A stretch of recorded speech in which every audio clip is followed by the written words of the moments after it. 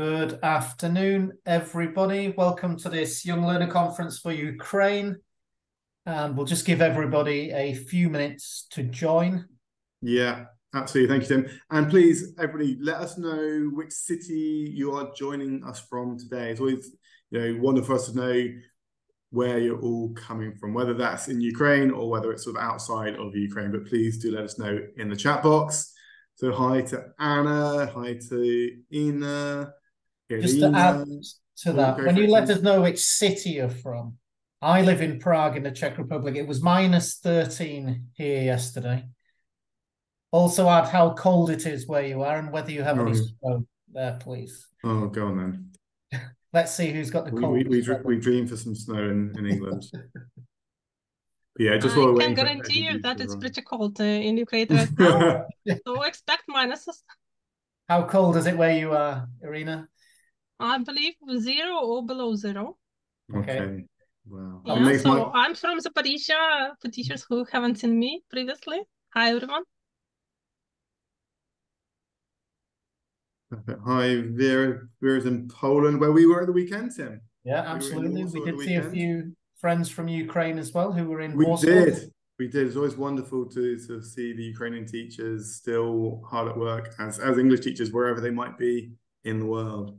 Absolutely. Lots of people joining us now. So we'll just give everyone a couple more minutes. -5. Who was that said they were going swimming? Oh, my goodness me. Konstantin. No, that's a bit an ice swim. That'll wake you up. I mean, it makes my 5 degrees plus seem quite warm. And we went ask Sònia how warm is it in Barcelona, Sònia? About 10 degrees, not that cold. Okay. I can't complain, honestly. If I have a look at the degrees that they are sharing, the temperatures that they're sharing. Wow, yeah. Too cold for me. So we got -7. Thank you, Irina. Chilly. Chikasi. Okay, so wow, some people from all over Ukraine, which is great to see. Okay, Tim, shall I hand over to you to do sort of formal introductions? Absolutely. And then I shall hand over to Irina. So good afternoon again, everybody. On behalf of National Geographic Learning, thanks to everybody for joining us. We're very lucky today to have Alex Warren, Ellie Setterfield, and Sònia Jordana joining us. And we also have Irina from our excellent partner we have in Ukraine, Linguist. We shall start in a few minutes as well. And I'm sure you'll get lots of very, very useful information on our young learner courses that we have and also on the methodology.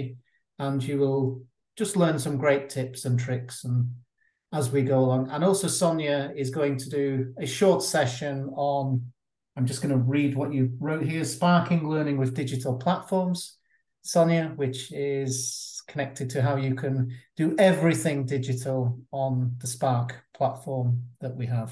So with that, Irina, I'm going to hand over to you just to say a few words before we start. Thank you, Jim. Hi, everyone. As some of you know, maybe we have new people, new faces here. And for some of you, I'm a new face. I'm represent Linguist. We are proud representatives and suppliers for National Geographic Learning in Ukraine exclusively. So I hope you will find not only inspiration, but also some great ideas that you can take to your classrooms that help you to stay tuned with teaching right now in these challenging times. I know it's pretty challenging for every Ukrainian right now. I hope you will stay strong. As you can see, we still persist and progress with our educational system, yes. And as you can see, we find some inspiration in each other, and I believe we can go through such times as community. And I believe National Geographic Learning providing for us one of the best teaching communities that we can find. So I hope you will enjoy this session today, and I hope it will be regular sessions for us, yes, meeting every year, talking about not only just how we can inspire young learners, but also talking about one of the awesome platforms, Spark. I myself, a teacher who uses Spark, so I can guarantee you that it's a really interesting system, and I'm looking forward to Sonia's speech. So let's root for her, yeah, and for Alex and for Ellen. Thank you for supporting Ukraine, and also thank you for providing us with these awesome books that we can use right now, and feel that we are in tune with all the world and all the trends that we can find. I believe I'm really inspired teaching this National Geographic learning, so I hope you will be too. So I give the word to Alex, and we believe it's time to start, yes? I think so. Maybe, Alex, thank you.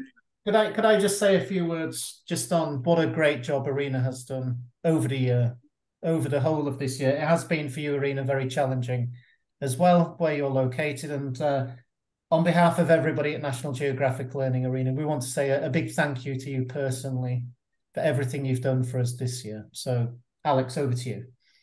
Yeah, and just to echo that as well, thank you to you, Irina. And thank you to all of you for joining us this afternoon. So before I start proceedings, I just want to do a little bit of housekeeping. So I think most of you have found the chat box already, but please make sure that when you are using the chat box, you are addressing the comments to everyone rather than just hosts and panelists.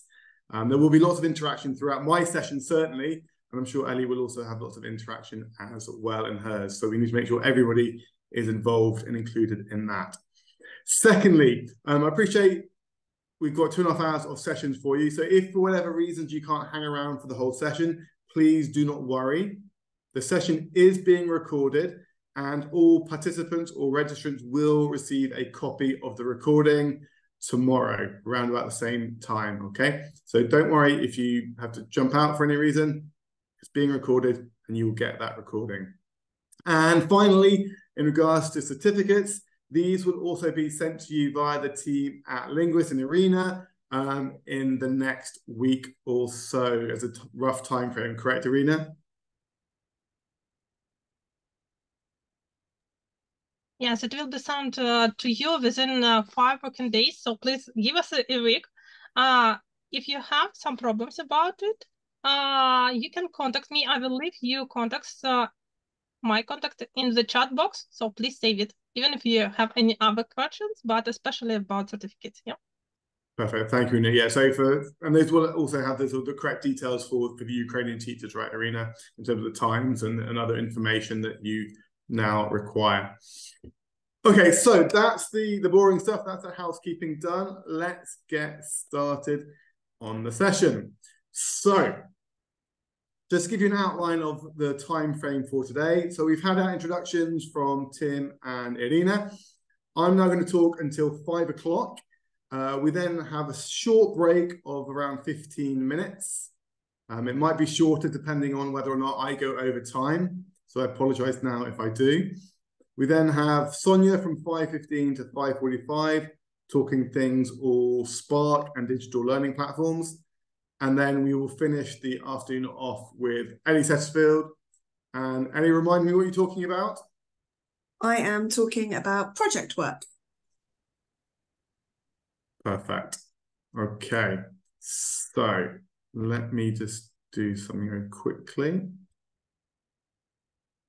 There we go. Right. So what am I going to talk to you guys all about? We are going to be looking all at using images to drive learning in the young learner classroom. Okay. And like I say, throughout the session, I'm going to make it as interactive as possible. So we will be using the chat box. So what are we going to cover? We're going to, first of all, just look at the importance, the power of images. Why do they work so well in young learner classroom? And not just young learner classrooms, all classrooms. And then the bulk of the session will be made up of maximizing images in the classroom. So I'm going to give you lots of practical, hands-on ways in which you can use images to bring your classrooms to life, to engage your learners, to motivate them. Okay, so let's start with a quick brainstorm in the chat box, okay? And I want you to think about why images are such a powerful teaching tool, especially in the English language teaching classroom. How many reasons can you think of? I'm going to give you 60 seconds in the chat box to tell me why images are so powerful for teaching English. Go. Lovely, Dante. They speak across cultures. It captivates the attention. Thank you, Celeste. Memorable. Yeah, thank you, Julia. They're catching, bright, interesting. Thanks, Alexandra. Using the imagination. Absolutely. Visuals are powerful. Visual reference, boosting imagination, universal ideas, reference, strong association. Absolutely. Thank you, Diana or Deanna. What else do we have? I mean, there are many, many reasons why. Great for discussion, build vocabulary, creativity, better to see than to hear, critical thinking, visual memory, communication, warm-ups. Okay, we are flying with ideas. Children like pictures, yeah. Adapt to the visual learner. Perfect. So there are lots and lots of reasons why, right?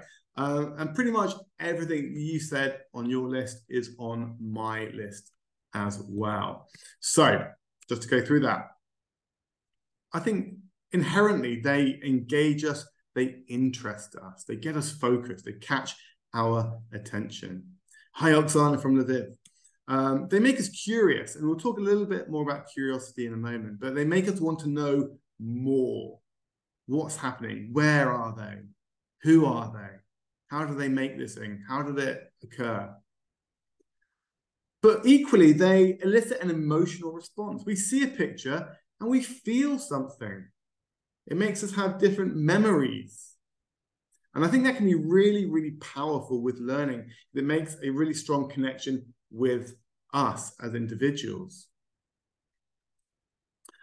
They extend knowledge of the world. And this links to what somebody said in the chat box about sort of bringing that world into the classroom. And at this point, I just want to share a short video with you from a National Geographic photographer. So it's a little listening activity for you. And I want you to listen carefully for the reason why the photographer, Ruben Salgado, why he thinks images are so powerful. And when you hear the answer, type it in the chat box for me. So why are images so powerful according to Ruben Salgado? Here we go.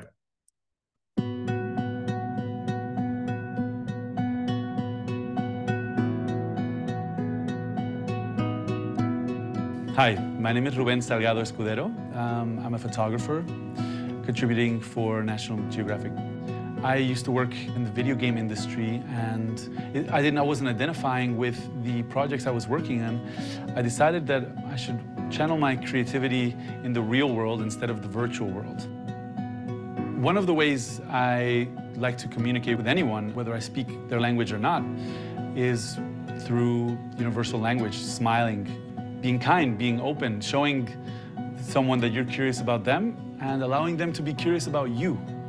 However, you always have to be open to also trust your gut and your instinct. And when you see a magic moment, for example, or a certain type of light or anything that speaks to you in any way, you have to trust it, and that's usually what I photograph. Even if you're in Siberia or you're in Ghana or you're in Puerto Rico, there's a lot more things that unite us as people than those things that separate us.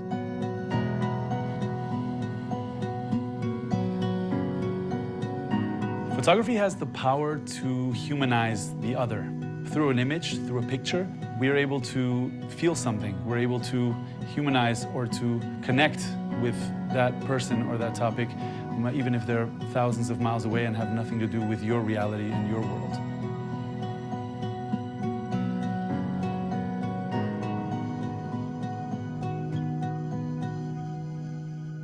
Okay, so I'm sure you'll agree with me, a really sort of powerful video. But what did Ruben say was the power of photography, the power of image? Yeah, good, Tatiana. It allows us to connect with people. And he uses another word as well. Yeah, the power to humanize the other. So even things with which we have no familiarity, which are strange to us, it allows us to make that connection, to humanize with them. And that is a really powerful element of photography, which we can bring into the classroom to show people, our students, how other people live, other cultures, other places, right? And to make them feel completely normal about that. It's about humanizing the other. And that is part of extending knowledge of the world. But why else are images so powerful? They support discourse. They support our students when they come to readings, when they come to listening. They can increase comprehension. They promote thinking. So yeah, a few of you in the chat box said earlier how it's great for creativity, using imagination, but also critical thinking. And this is absolutely right. Images are not just there to teach vocabulary. You know, we can look at the top picture here and teach the word snow and gloves and hat and trees, etc. But there's more that we can teach there, getting them thinking. And that in turn can drive conversation. It stimulates discussion. Because when you have something that is really interesting, that gets them curious, it also gets them talking about that picture. And in a broader sense, it facilitates communication, sharing our views, opinions, thoughts about a particular image. Of course, it teaches vocabulary on a very basic level. We do this all the time with young learners. Every coursebook, young learner coursebook has flashcards, or indeed when they're teaching vocabulary in the book, it's always with images rather than just lists of words. But I think maybe more than all of that is that they make learning memorable. This is so important. If you just have lists of words, you're not going to remember them. But if you have images connected to them, it makes it more memorable. And that isn't just necessarily with particular words. It could be with stories. It could even be with grammar as well. So let's do a little example of this, okay? I'm going to share a photograph with you. This is the photograph. And I'm going to read you a little bit of information about the photograph, okay? And I just want you to listen and take it in. So, this photo shows Chris Moon competing in the 135-mile ultramarathon in Death Valley, United States. However, for Chris, a former British Army officer, the challenge was even greater because he is the world's first amputee ultra-distance runner. He was injured in a landmine explosion in East Africa in 1995 that resulted in the loss of 2 limbs, an arm and a leg. He was out of hospital in less than 2 months, and he had to teach himself to run again. Yet, within a year of leaving hospital, he ran the London Marathon to raise money for charity, and he has continued to compete in marathons around the world. Okay, really quickly in the chat box, tell me everything that you can remember about this photograph.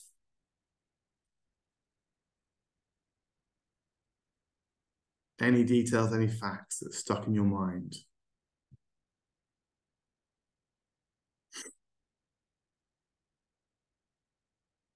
What can you remember? Okay, perfect. Thank you, Dante. Lost 2 limbs because of mine. He raised money for charity. Thank you, Julia. He was injured in Africa. Yeah, East Africa to be precise. What else? British Army veteran. Thank you, Alexandra. What else? Where was he? Where was the photo taken? How far was he running? He did have to learn to run again. Thank you, Dante.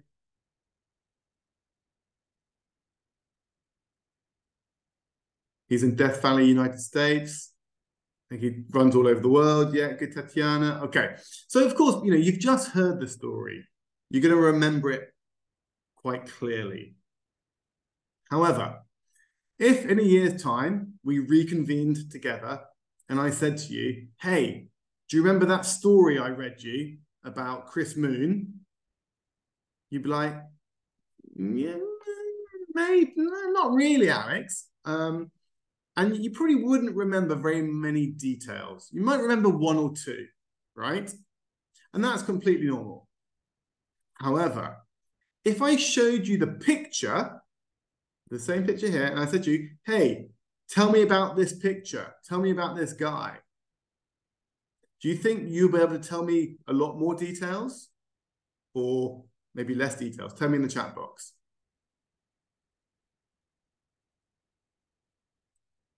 You remember the details connected to the picture. Yeah, of course, you're going to remember more because you have the image. And this is what we call the picture superiority effect. And that is the phenomenon in which pictures and images are more likely to be remembered than words. And this is based on a theory from American psychologist Alan Pavio, which he calls the dual coding theory. Essentially, what he claimed is that pictures have advantages over words with regards to coding and retrieval of stored memory. So essentially what he says is that our brains, our memories, it stores information in two different ways: a verbal code and an image code. So when we are presented with an image, it generates both a verbal code and an image code. Whereas when we're presented with something that is solely presented with something that is solely verbal, it only generates the verbal code. And so when our brain wants to retrieve that information, it finds that information stored with images easier to find because it has been dual coded. And that's why we find it easier to memorize and remember information that is presented in a visual manner. Okay, so it applies to both recognition and recall. So just to kind of highlight this fact for you, let's do a little sort of, well, actually, before we do that, another sort of question for you. The question really is then, well, how much more are we likely to remember because of the image? So some research was done into this. They did a memory retention test, and there are two groups of people. Group one was given just a text or the audio, and group two was given the text and audio and the visual support, so some images to support it. Now, obviously, the group who had the image are going to remember more information. But how much information do you think the first group remembered? The group who only had the text and the audio. So on a percentage scale from 0 to 100, if you only presented with the text or audio, how much do you think these people remembered after 3 days? 100%? 80%? Ola's gone to 20, 30, 15, says Anna, 10%, Svetlana, Yuli's gone 30%, Dante's gone 40. Okay, so Milette's gone high. Okay, so group one, 10% only. Now, tell me, as a teacher, are you happy if your students only remember 10% of what you teach them? No. No, no, no, no, no. Of course we're not. So we need to give the images as well. So in contrast then, what do you think that percentage was for the group that had the text, the audio, and the picture? Okay, Celeste's gone 80 or 90, 85 says Elena, Dante's gone 90, Vera's gone 35, Ludmilla's gone 80, Victoria's 50. Okay, some have gone very high, some have been a little bit more conservative. Julia's gone 60%. I'll tell you now, no one's got the right answer just yet. Some close, but nothing quite perfect. Okay, there we go. And I cannot pronounce the name because it's written in Cyrillics. But the answer was 65%. So not perfect, but significantly higher. And I think as a teacher, well, you tell me, would you be happy if your students remembered 65% of what they learned or what you taught them? Yeah, I think so, right? Maybe not like, it's not perfect, but I have to be realistic. I'm happy. So to put that to the test, let's just show you something else. What for you is easier to remember, easier to understand? This lovely, beautiful infographic or this?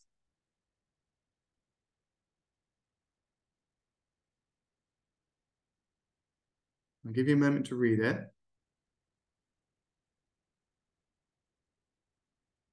So if you finish reading it, you'll realize that that is exactly the same as that.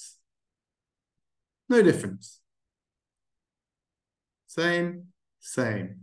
Which is easier to understand? Which is going to be easier to remember? Tell me, the former is better by far. Of course it is, the infographic, because it is an image. And we are, as humans, hardwired to understand, to process images. And this is why we use images in language teaching. And just some other sort of useful information about images in the brain. You know, apparently, according to research, our brain processes visuals 60,000 times faster than text. 90% of information is transmitted to the brain is visual information. 70% of sensory receptors are in our eyes. So in basic terms, it trumps the other senses by a long way. 50% of our brain is used in active visual processing. And last one there, 40% of people respond better to visuals. And that's going to that whole idea of visual learners, auditory learners, etc.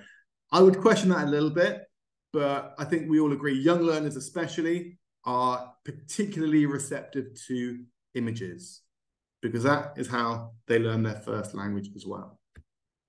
Okay, so images make things more memorable for us, but they also make our students feel like this guy. How would you describe this little fellow? What adjective would you use to describe his feelings, his emotions? What am I trying to represent here? He's surprised, he's curious. Thank you, Yulia and Ludmila and Irina and Anna and Svetlana. Yeah, he's curious because images make us curious. And this is a really core aspect of young learner learning. Because the more curious a child is, the more they learn. Nurturing a child's curiosity is the most important way we can help them become a lifelong learner. And ultimately, that is our goal as teachers. So if curiosity is the key to learning, then images are part of that package because they are what make our students so curious about the world around them and to learn more. Okay, so just a little bit more information about this idea of curiosity for you. So how does curiosity help the learning process? Well, some research from the University of California conducted a number of experiments to answer this question. And they discovered what goes on in the brain when curiosity is aroused. And they discovered two key findings of this. One, that curiosity prepares the brain for learning. And the researchers found that once subjects' curiosity had been piqued, been aroused by the right question or the right image, they were actually better at learning and remembering completely unrelated information. And that's because curiosity puts the brain in a state that allows it to learn and retain any kind of information. So much like this whirlpool, it's like a vortex. It sucks everything else in as well. So, you know, think about your classes. We often start with a warmer to get our students curious, to get them motivated. And the reason for this is because it will help make the rest of the lesson more memorable. The second thing that they discovered was that actually curiosity makes subsequent learning more rewarding as well. So what they found was that, again, when curiosity was sparked, there was not only increased activity in the hippocampus, which is the part of the brain involved in the creation of memories, but also in the brain circuits that's related to reward and pleasure.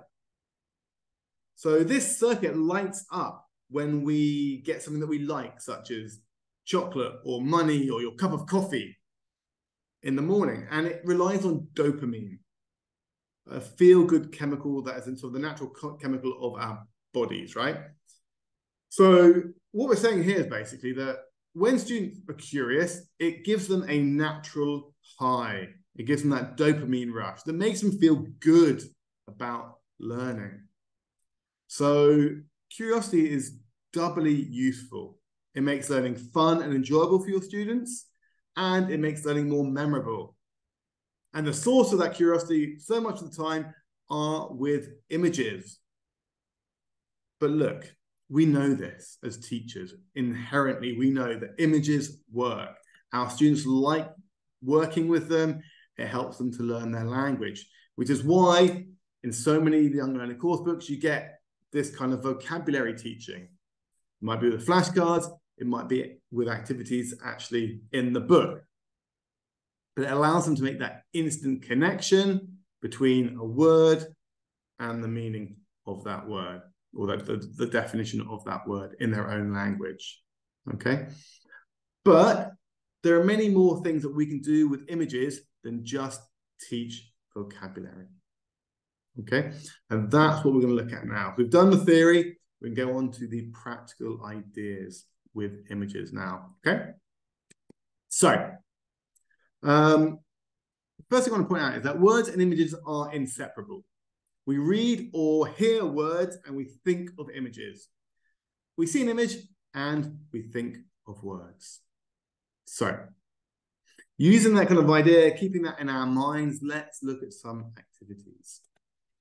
And the first one, just a really simple one, which I'm sure you all do anyway. And it's just called look and point. Okay? And it works particularly well with images where there are lots of people in them. And it's not really about producing language for students. It's just about pointing at them. Okay? And the way I would do this is I'd have two teams of students of equal number. And I'd ask them to look at the photo and just to reflect, just to think about what they can see. What will then happen is I will say something and ask them to point at it. And if they get it right, and they get it first, they get a point. Really simple. So, but it's not just about looking at, you know, certain concrete nouns. I often do this with adjectives. So I might say, point at something long. And hopefully they will point at the arrows, or indeed the bow. They don't need to produce it to point to. I might say, point at something blue. Let me point at blue. Point to someone wearing something red, for example. Point at something that is sharp. And then hopefully point to the end of the arrow. So it's more about sort of adjective use, from my perspective, I would do this kind of activity to describe, to review, to revise vocabulary. Just a very simple warm-up for very young, low-level learners. Okay, we can also do something called the alphabet game, which is a similar kind of activity, but this time they do have to produce a little bit. And it's a great way to recycle language learned in previous lessons, as well as language in the photograph. It does take some preparation on behalf of the teacher. So, how does it work? Well, pre-class, as a teacher, I would write down all 26 letters of the alphabet, and I would write one question for each letter. And the answer to each question is the letter that that question belongs to. So, for example, if you said the letter A, I would say to you, okay, what time of day is this photo taken at? And you would write in the chat box, or in class, you would tell me the answer goes up there. Afternoon. Thank you, Dante and Eugenia. So let's give this another go. Someone in the chat box, choose a letter from B to Z. I. Okay, you're doing that. Done for I. Okay, I've written here 3 points. So There we go. Zed's, okay. Zed is also 3 point. You're picking the tricky ones. Okay, we've gone there for N. Okay, let's go N. Actually, we're not going to do N. That's the wrong question I've written there. Okay, let's do an L. What are you doing with this photograph? What are you doing with this photograph? Looking. Thank you, Dante. Okay, choose another letter for me, Dante, because you got that on there first. Don't do Z. I haven't got a Z. X would I just do 3 point? M. Okay. Ooh, this is a good one. What subject are the children studying in the picture? Yeah, maths. Very good, Sherry and Julia. So Sherry, choose a letter for me. E. Okay, E. Ooh, this is an interesting one. Which large animals live near this school? Very good, Julia. I had written elephants. Excellent. Okay, Julia, we'll do one more. Choose a letter for me. Oh. Let me look at my list of questions. Okay. What kind of fruit do these children like eating? Oranges. Very good. There we go. Okay, so Angela says about X is a tricky one. You're right, X is a tricky one. And on certain letters like X and Z, I would just give it as a 3 point if I cannot think of a question. Okay, so not everyone needs to have a question if you can't think of one. So yeah, it would just be a 3 point for whichever group chose that letter. Okay, so good for vocab revision activity. Of course, we can do a very simple memory game to test kind of memory and sort of visual recollection. So look at this photograph for me for 10 seconds. I'm going to zoom in for you. Look at it. Try to remember as much as possible.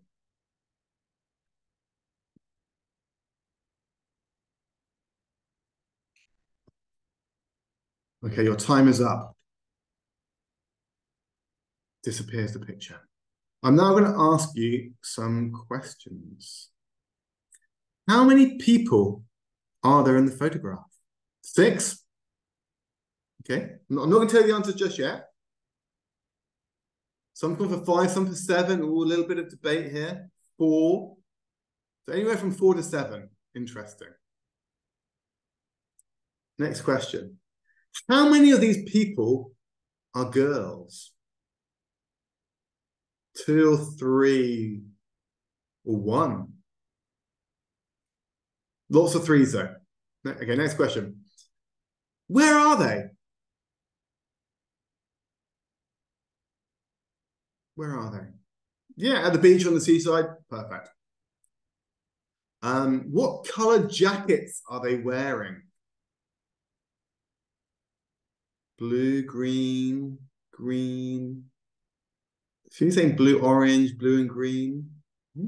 We'll see in a minute. Next question. What color gloves are they wearing?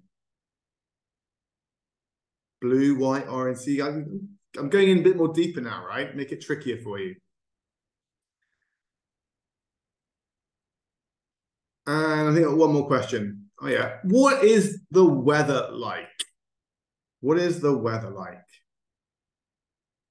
It's sunny. It's fine. It's windy. Perfect. Okay, good. So before I reveal the picture again, how are you feeling doing this activity? You feel it's fun, it's great, you're attentive, exactly. You're relaxed, you're engaged, you're focused. You know, they're not difficult questions. It's recycling vocabulary, checking what you understand. But you're focused, right? And that's the key thing here. These are just quick 2-3 minute warmers to draw your students in. So let's just check the picture. So there were 1, 2, 3, 4, 5, 6 people in the photograph. I say there are 2 girls. They are, of course, on the beach. They are wearing green jackets. They're wearing different color gloves. So we can see some red gloves or some orange gloves and some yellow gloves. And the weather is, yeah, it's sunny or maybe a bit cloudy, a bit windy. Perfect. Okay. A variation on that might be, if you want to do it more productive for your students, instead of just asking questions, you could just do a very simple picture race, which is really simple. You give your students 1 minute to write down as many words as they can connected to the photograph. Now, these might be concrete nouns, they might be more abstract nouns, or indeed adjectives. It could be anything connected to the photograph. It could just be red. It could just be boy. It could be jumper, shoes. It really doesn't matter. But of course, this works better with images where there's lots going on. Okay, and I guess it's a kind of competition for the students, but it doesn't need to be. It's just recycling language. What do they know about the photograph? And again, it just draws them in, gets them focused and engaged in the lesson. And then another variation on that, I think this is the last activity on using sort of particular vocabulary, is just what we'd call a picture annotation. And this works really, really nicely when you're using a classroom presentation tool, like we do for all National Geographic Learning products, and which Sònia will be demonstrating later on the Spark platform. And it's just really simple to get students up out of their seats if they are in a face-to-face classroom, but online they can do it using annotation tools. But you get them up, you get them to the front of the board, and you ask them to write on the picture any words that they know connected to the vocabulary, or to the image rather. So it might be house, window, trees, black, green, ramp, wheels. It doesn't matter. Just any words that they know about the photograph. And then you have an instantly annotated image, which can then be, take a screenshot of it. You can then share that with students for revision later on. But from my experience, students love coming to the front of the classroom and writing on the board, especially you kind of make it a little bit more competitive as well. Now, we can't talk about photos and vocabulary learning without talking about flashcards. So flashcards, as we are all aware, are great for playing games with. But before I share with you some of my favorite games, in the chat box, can you tell me what your favorite flashcard game is?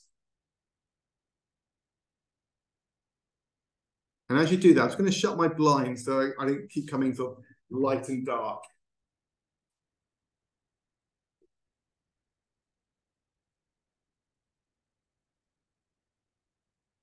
Okay, I'm back. Okay, guessing games, bingos, what's missing, memory. Thank you, Julia, Irina, what's missing? Spelling games, yes, no games. Oh, that sounds fun. Making up a story. Thank you, Angela and Ola. Matching, for sure. Categorizing, thank you, Raisa. Okay, there are so many games you can play with flashcards. Okay, and they're all equally good. They work well with different classes. One of my favorite ones is what I call swap, flip, remove. So this is very simple. I would get the words I've been teaching my students, and I'd get the flashcard and put the flashcard on the board, much like this. Okay, so I stick them on the board so they can see them all. Bearing in mind, this is as after I have taught all of the words. Okay, this comes kind of as the recycling section or the practice section. So just to check through the meanings here, we've got scared, we've got silly, worried, bored, tired, surprised, angry, hungry, excited, and thirsty. So how does the game work? Really simple. In a minute, I'm going to swap two around. I'm going to move them and change their places. I'm then going to flip one over so you cannot see it. And then I will also remove one so it's not even there at all. And very simply, you need to tell me which two cards I have swapped, which two words I've swapped, which word I have flipped and which word I have removed. Are you ready? Just focus for another 10 seconds. Remember where they all are. I'm going to challenge you here. And when I do that, the first thing I'm going to ask you is to tell me which two have been swapped.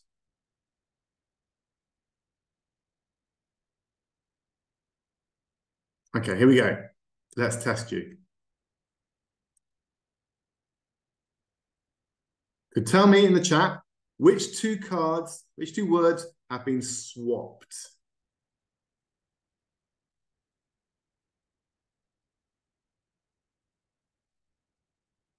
Okay, someone got there, tired and hungry. Okay, good. They were swapped. Which one was flipped? Which one was flipped? Okay, good. Riser, Victoria, got it. Scared was flipped. And which one was removed? Okay, good one, Cherry. It was, and Dante, it was thirsty. Very good. All right, let's do it again. We're back to normal. This is where it started at. I'm going to test you again. Again, 5 seconds. Memorize, memorize, memorize. And go. So, which two have I swapped this time? Tell me in the chat. Which two have swapped? Silly and excited. Bored.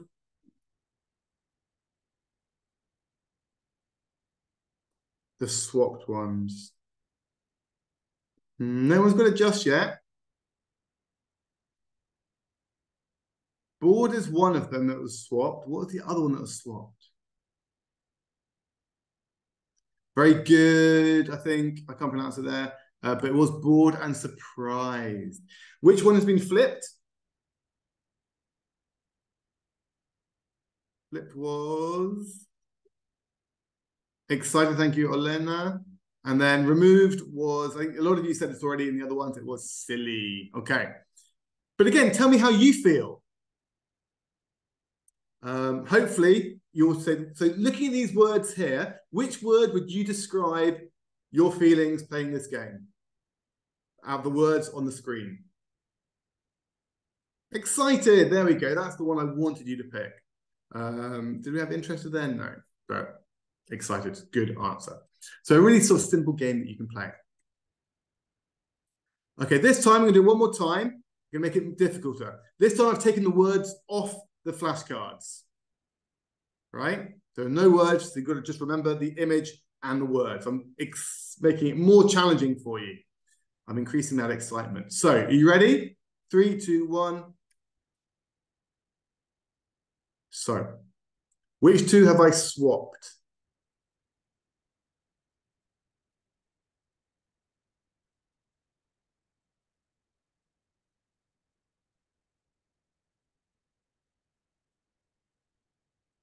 Okay, I think Cherry's got it. Yes, silly and angry. Good, Cherry. Which one have I flipped? Good, Olena. It was worried. And which one have I removed? Yeah, good, Anna. It was scared. Good job, good job. Okay, so you can see, you know, it's instant fun, instant access with the photographs, the images. Okay, let's do another one really quickly. Actually, we're not going to do that one. We're going to jump at, I think, bear with me a second.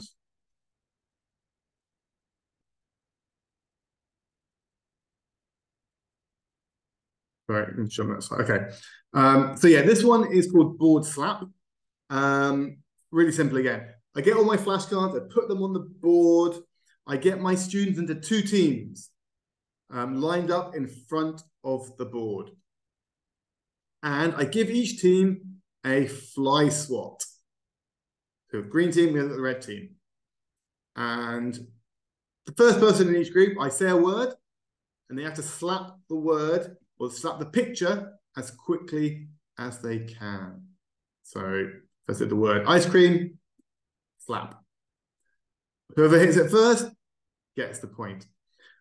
As an added thing to that, I will also then get them to spell the word for me. And if they can spell it correctly, they get an extra point. So 1 point for hitting the word, slapping the word first. An extra point if they spell it correctly as well. Then the next person comes to the front of the team, go through the process again. Students go crazy for this because they love the fact that they're hitting the board with a fly swat. If you don't have a fly swat, they can just do it with their hand as well. Okay, but they really, really enjoy it. And what you could then do as well, you could then have one of the students being the caller. So ask maybe a stronger student, okay, you say a word for the teams to hit, to slap, okay? It is silly, but it's fun. Okay, a couple more really quickly. Slow reveal. This is a classic. You put your picture in a bag, you slowly reveal it. So tell me, what do we have here?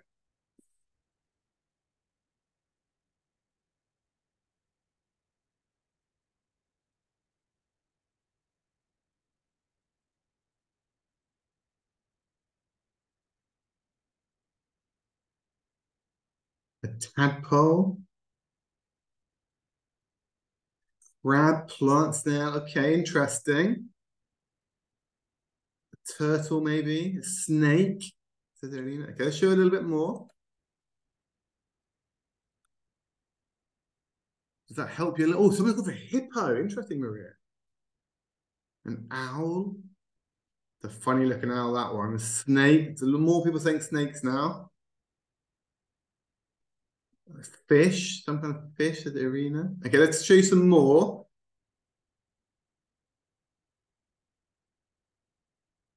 What are we thinking now? Pretty sure it's not an ant now or a snake. I've seen a snake with teeth like that. Any guesses? A crocodile, an alligator, says Barum and Celeste.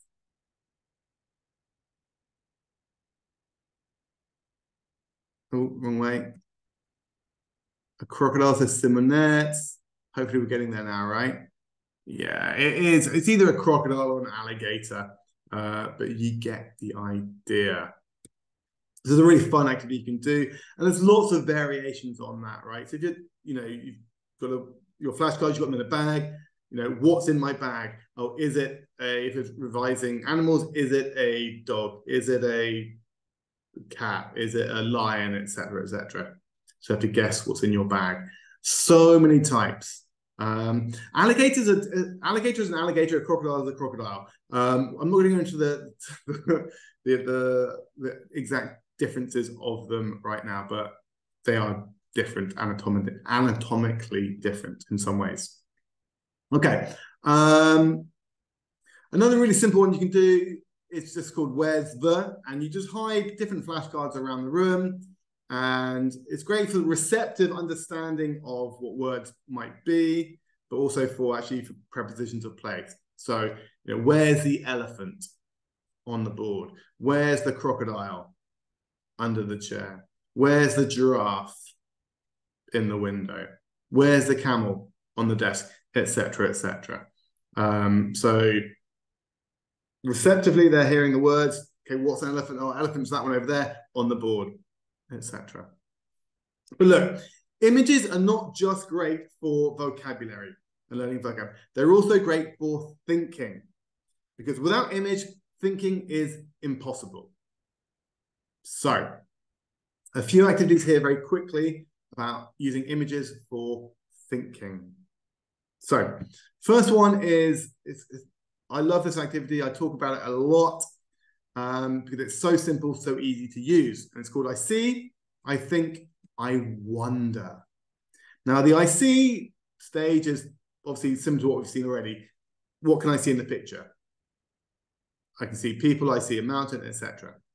I think, well, where do I think it is? What do I think is happening? I think this, I think that. But really the magic, the kind of more critical thinking comes in with the I wonder stage. What do I wonder about the photograph? Well, I wonder how high this is. I wonder if the people are scared. I wonder who built this structure, this bridge or this walkway. I wonder where it is. I wonder how much it costs to go on it. I wonder if anybody's accidentally fallen off and died. And with these I1 statements, they're never ending, okay? It's just purely imagination that limits you.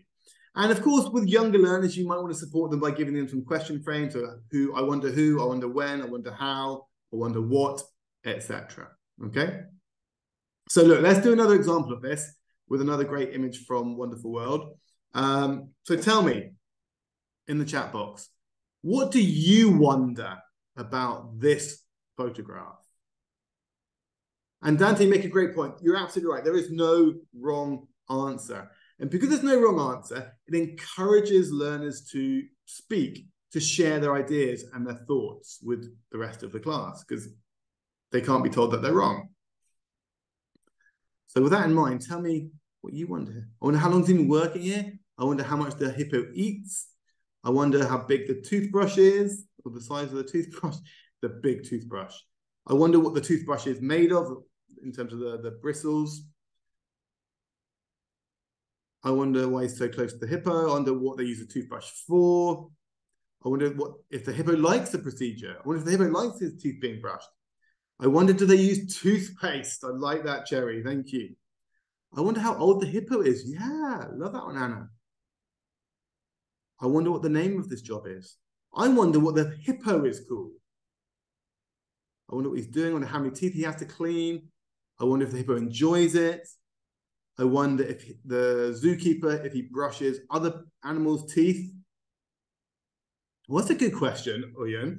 I wonder how many teeth a hippo has. I wonder how much they pay him for this job. I wonder if he likes his job. I wonder if he's ever been bitten or attacked by the hippo. I wonder if the hippo is hungry. And it goes on and on and on and on and on. I wonder why they decide to clean the teeth. Yeah, good racer. So lots of critical thinking going on here, right? We're thinking beneath the surface of the picture. We're thinking about the story behind it a little bit more. I wonder how often he does it. Yeah. Does he do it after breakfast and after bed or before bedtime? Twice a day, like we do with our children and ourselves? Or is it less? Is it once a week? Or once a month even? Who knows? But that's the beauty of the activity. Now, if you want it to be a little bit more structured for your learners, if you feel that that might be a bit tricky for them, you could actually just set them certain questions to ask. So we call this the visual literary inquiry routine. So just getting students to think, well, look, what are you looking at? Where is it? Who's in it? What's happening? How does it make you feel? What does the image mean to you?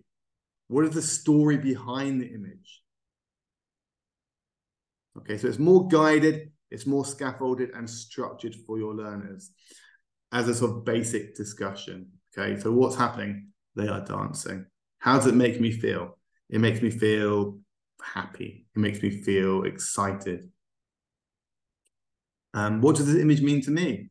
Oh, well, it reminds me of my daughter's dance classes, for example, or it reminds me of going to Ireland and watching Irish dancing, for example.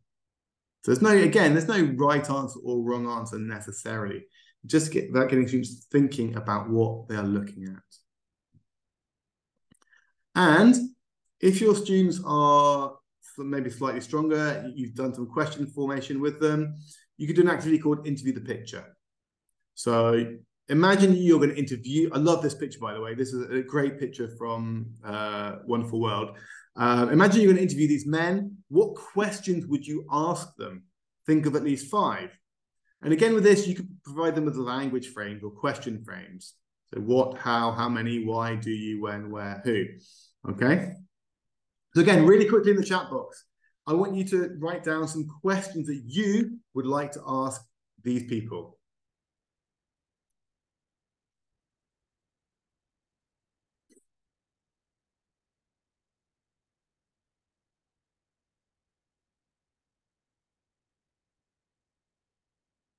What would you ask them?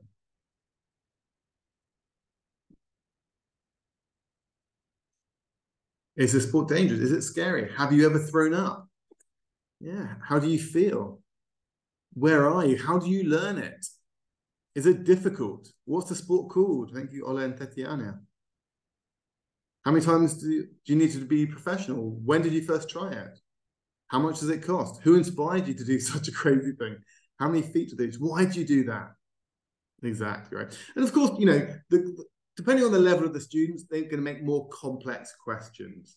But really, at this point, it's not necessarily about grammatical accuracy. It's really just getting through that process of thinking. Okay, my time is very nearly up. Got one more activity I want to share with you, called the 5 senses. And this is really about being a little bit mindful. So we hear a lot about sort of mindfulness in the classroom, student well-being. And this is quite a nice activity to just put students in the moment and to think about their surroundings. But not their surroundings in the classroom, their surroundings in the photograph. So we ask them to imagine that they are in the picture. What can you feel? What can you see? What can you hear? What can you smell? What can you taste? But also, how do you feel?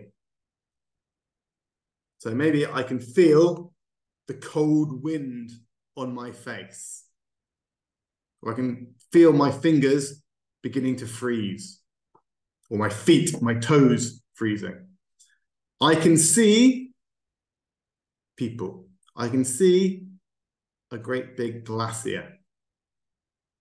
I can see mountains of ice, for example. I can hear, maybe I hear some penguins making noise. Maybe I can hear a polar bear in the background. Maybe I can hear birds singing. I can smell. What can I smell? I can smell the fresh air. I can smell the ice, if ice smells. I don't know. I can taste whatever is on the air, right? I can taste snow. Okay, but it's just being in the moment, in the picture. And again, yeah, how do you feel? Well, I feel happy. I feel peaceful. I feel calm. I feel excited. I feel cold. Yeah, exactly, Julia. I feel really cold in this picture. It does need some imagination if you're in the tropics, but that's the beauty of it, Dante. It is about being imagination, or using your imagination, thinking creatively, not just critically. Okay. And talking about creative thinking, one last activity I'm going to do with you. One which always goes down well with students because it is all about creativity and not about language accuracy. So you find another great picture, which of course Wonderful World is full of, and you ask them to caption the image. What do you think they are saying? What do you think they're thinking? So tell me in the chat box.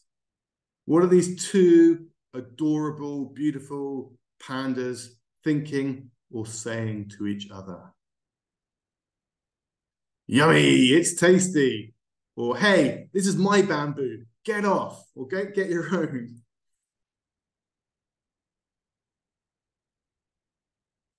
Trick or treat. I like that, Katrina. Trick or treat. I like it here. I love it. I don't know if you love the picture or if you love the activity there, Simonette. How about the rest of you? Oh, it's much tastier than it was yesterday. Yeah, I'm happy to have a friend. It's not your turn. Help yourself. Hey, I don't share my food. It's delicious, yum, yeah. So you can be as creative as you like. And again, there's no wrong answer. But you put students into pairs, it's collaborative, it's communicative, it's creative. All of those things we want students to be developing, doing in our classrooms. Okay, let's bring things to an end. So in conclusion, we can use images for so many different things. We use them to bring the world into the classroom and the classroom to life, to get them curious, right? Tap into that innate curiosity that your learners have. Use that as a driving force for communication.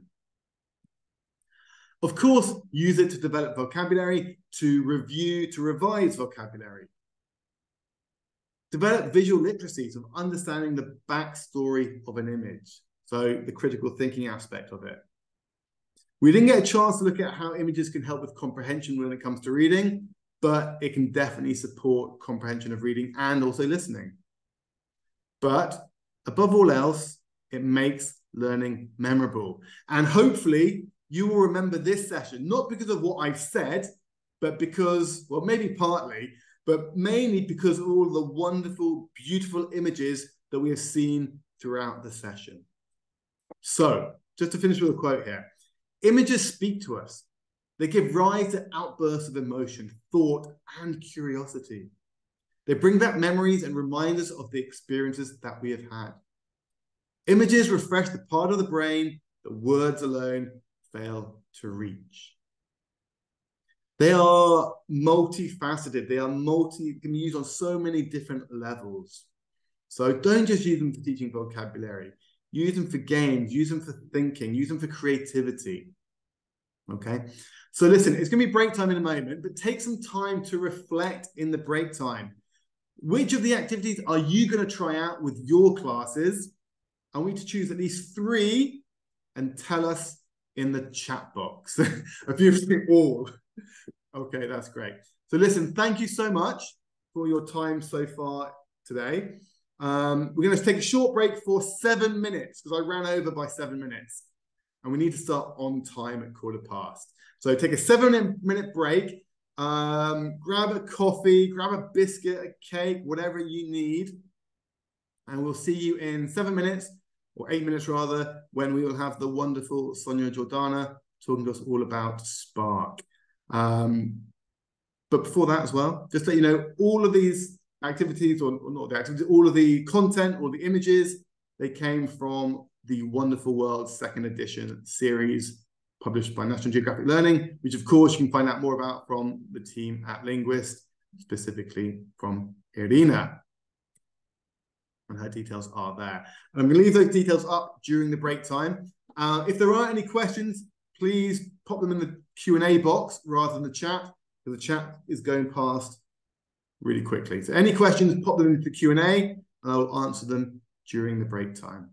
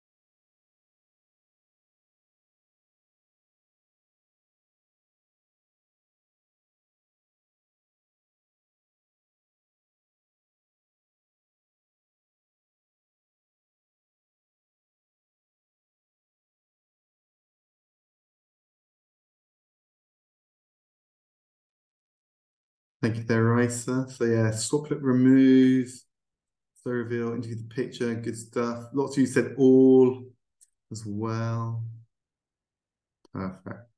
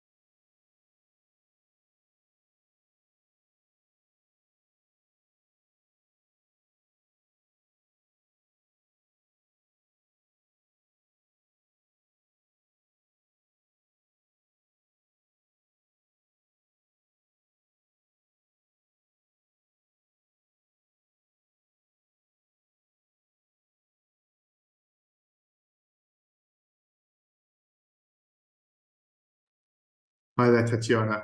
Maybe you have a channel with more ideas. Unfortunately, I don't have a channel at present.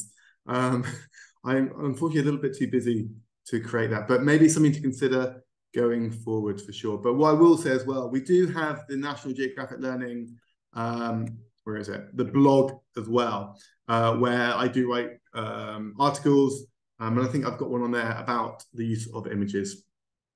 So you can find out more about that at eltngl.com/infocus. And you've also got there the webinar website as well, where you can download, rewatch past webinars by myself, other teacher trainers at National Geographic Learning, authors, and National Geographic explorers too.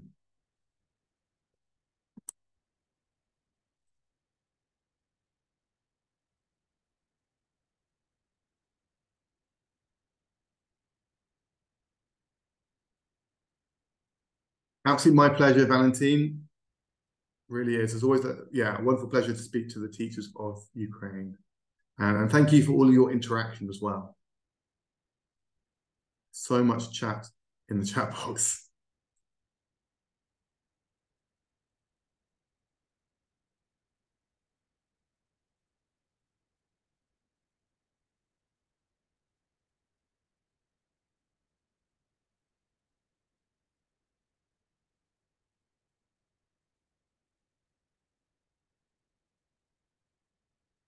Okay, like I said, if there are any questions that you want to ask during the break time while we wait for everyone to return and start the next session with Sonia, please do pop them in the chat. Okay, Dante says these webinars are so worth staying up for. Dante, remind me, where are you joining us from?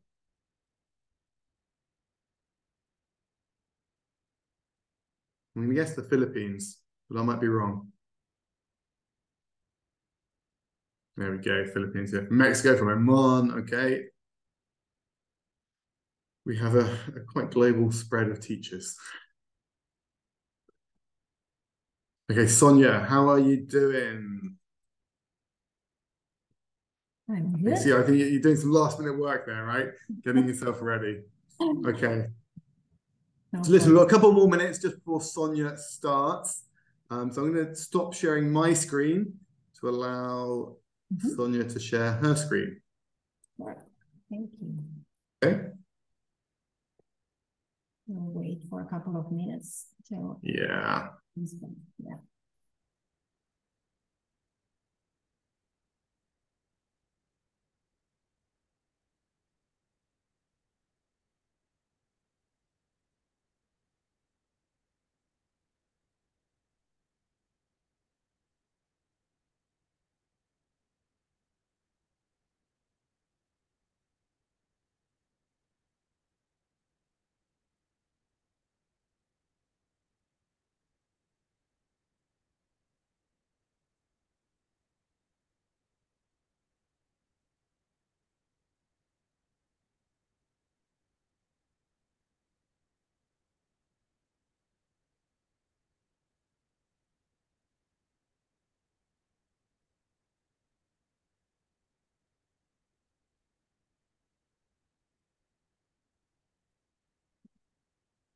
Sharing screen.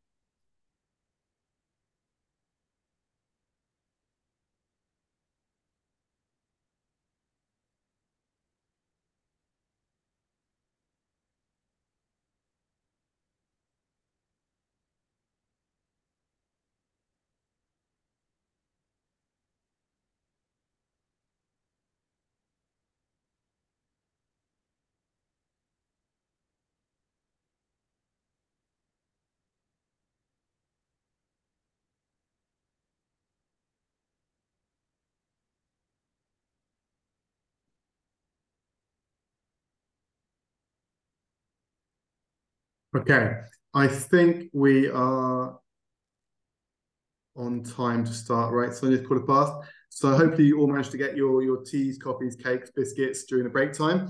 And I'm going to hand over to Sònia Jordana, who is our Regional Customer Success Manager. And Sònia is not just a customer success manager. She has got 20 years experience of working in ELT, both as a teacher and working with National Geographic Learning. So she has got a huge amount of experience.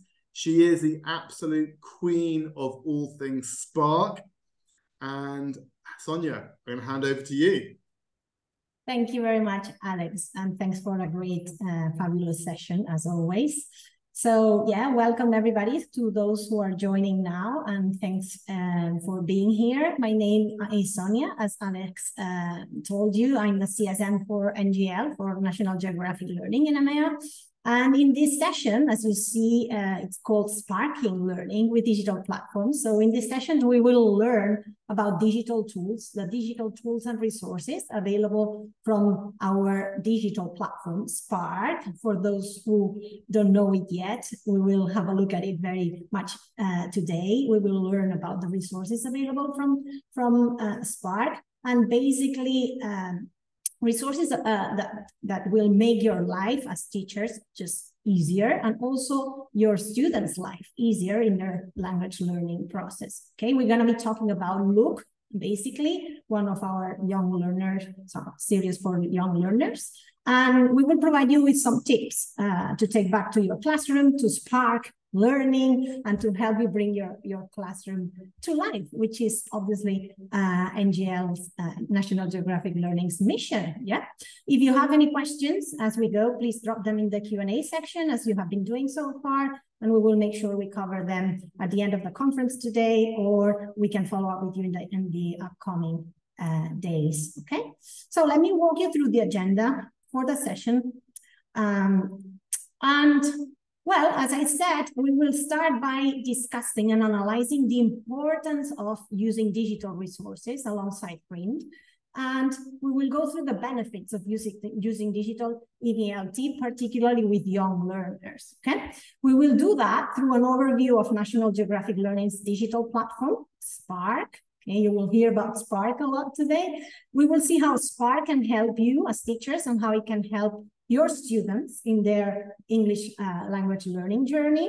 And finally, we will also learn about the digital tools and resources available from our all-in-one platform, okay? With examples of the materials that are available, that are hosted on Spark for teachers and students using Look, okay? So Look is one of our series of primary. We'll take Look as an example today, although the resources we will see are also available for all our primary series, okay? All the ones in Spark.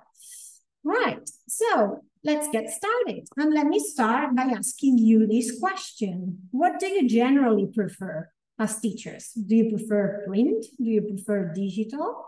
You can share your thoughts in the chat box, please. I will like to hear about your preferences. Print, okay. Anna says print.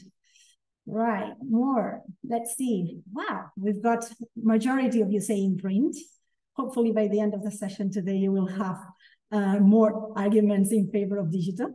It depends, says Victoria. Okay, good. So Jordana says digital. Good. You will tell me more about that. Oleana says digital as well. Both of them. All right. Simone says both of them, right? Anders says it depends, print.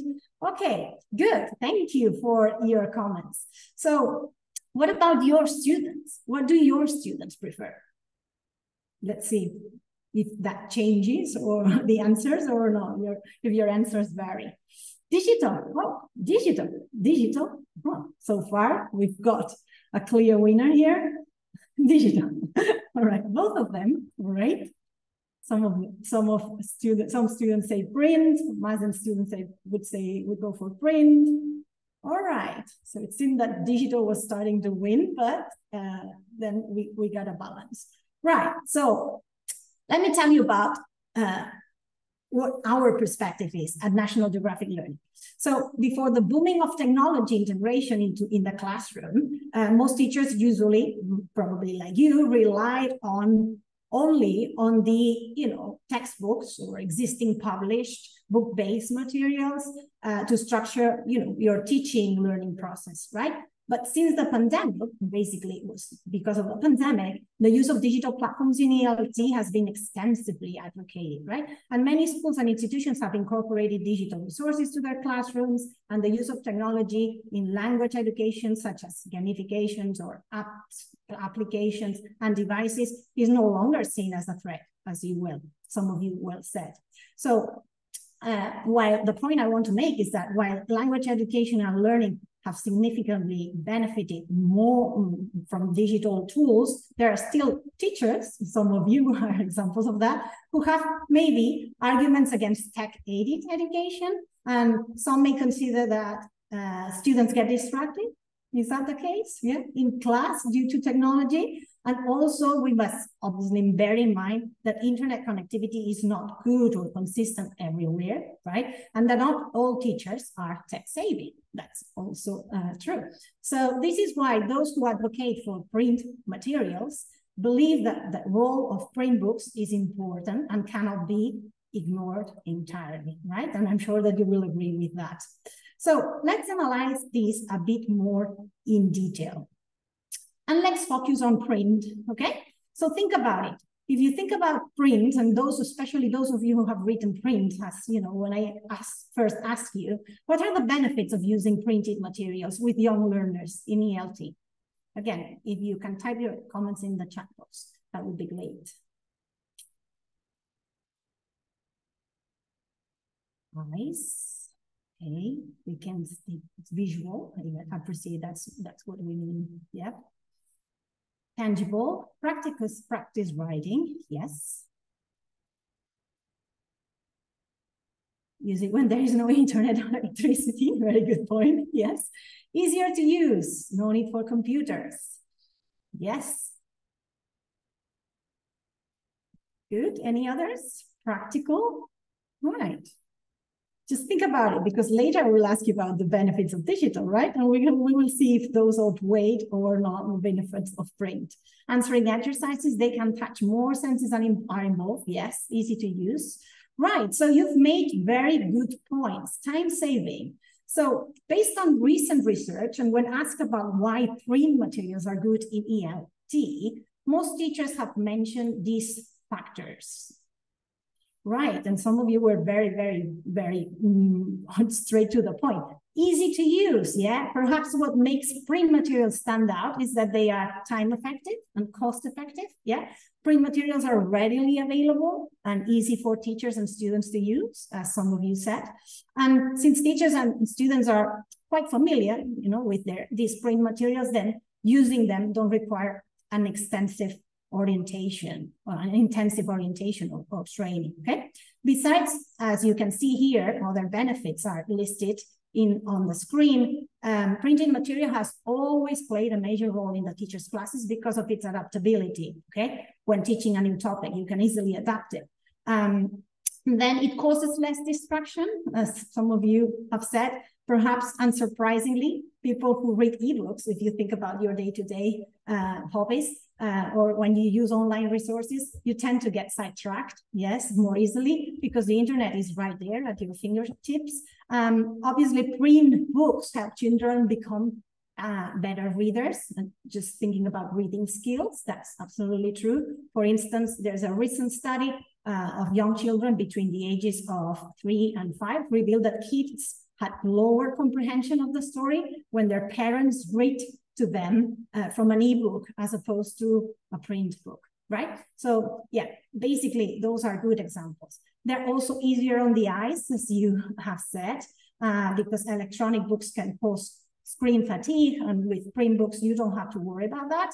And then some of you said it as well, this feeling, yes, and many students love using print books because they can feel them. That is, you can hold them, you can touch and leaf through whenever you want to, whenever you please, right? So if you want to go forward, you go back to the content that you want to review. So that's also related to the tactile sensation of holding a book in your hands. And that also makes it memorable, okay? Because when we have a paper book and images, as Alex mentioned in his fabulous session earlier today, we go deep into the subject and find the desired answer after a lot of effort, which makes us remember the answer properly, okay? So now let's now have a look at some points in favor of technology and see if those digital resources have got, you know, some advocates among you. What would you say are the benefits of using digital platforms in ELT as a tool for young learners specifically? Quick, yeah.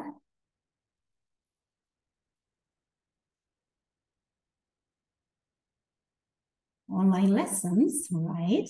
That's a good point.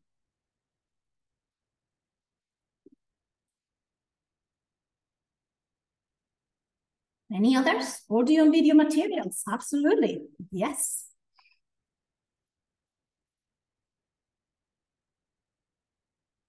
We don't see as many ideas coming in, which probably makes sense because maybe you are not that familiar with digital resources, and at the end of the session today you will be. Right, using Kahoot or Quizlet, absolutely, yeah, these kind of links and applications are very good for to dynamize, to make your lessons more dynamic.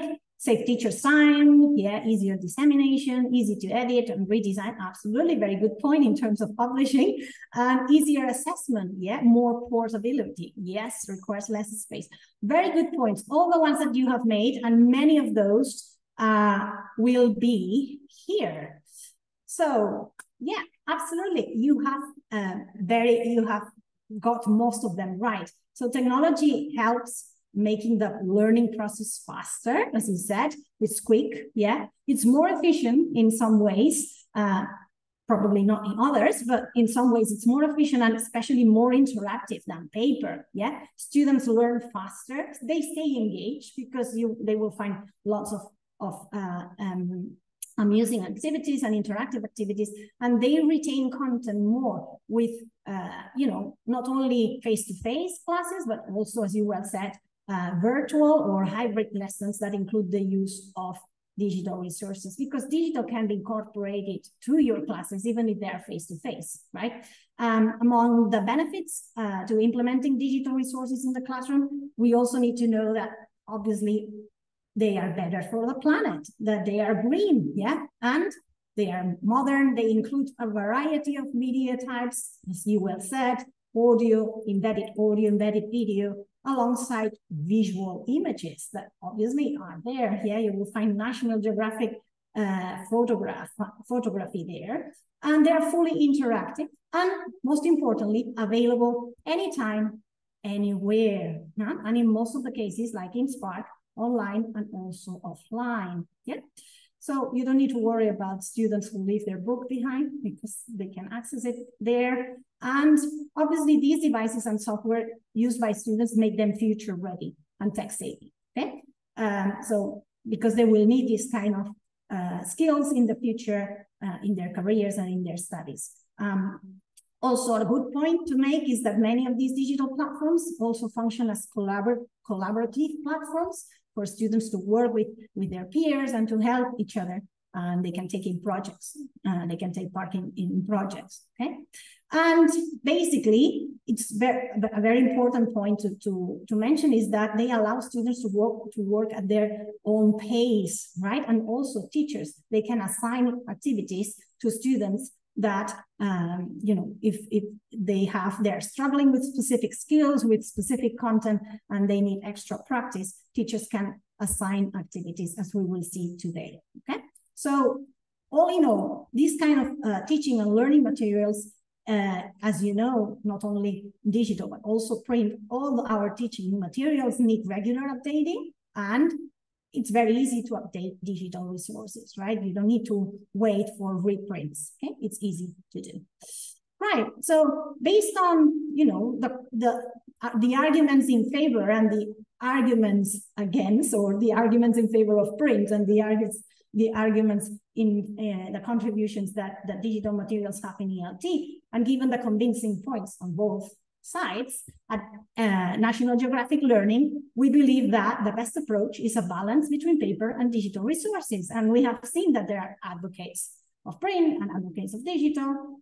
We should not necessarily go for paperless classes. We can integrate digital into our classrooms, and yes, digital resources can make the teacher's life easier and make the learning process for students more interesting and fun. And this is why we have started distributing students' book and access codes, plus an access code. This access code is what gives students access to the digital resources that support the programs that they are using, okay? The NGL, the National Geographic Learning programs that they are using, and the student's book includes a code that grants them access to the Spark platform, our digital platform, which we will now learn about. Yeah, because I guess that at this point you may be curious about Spark, so let me tell you about it. So, Spark is National Geographic Learning's digital platform. It hosts the digital resources that support our ELT programs for young learners, like Look, okay? And Spark provides a centralized location for instructors and learners to access digital training and learning materials. It brings together everything that you as teachers and your students will need on an all-in-one platform, all in one place with a single sign-on, okay?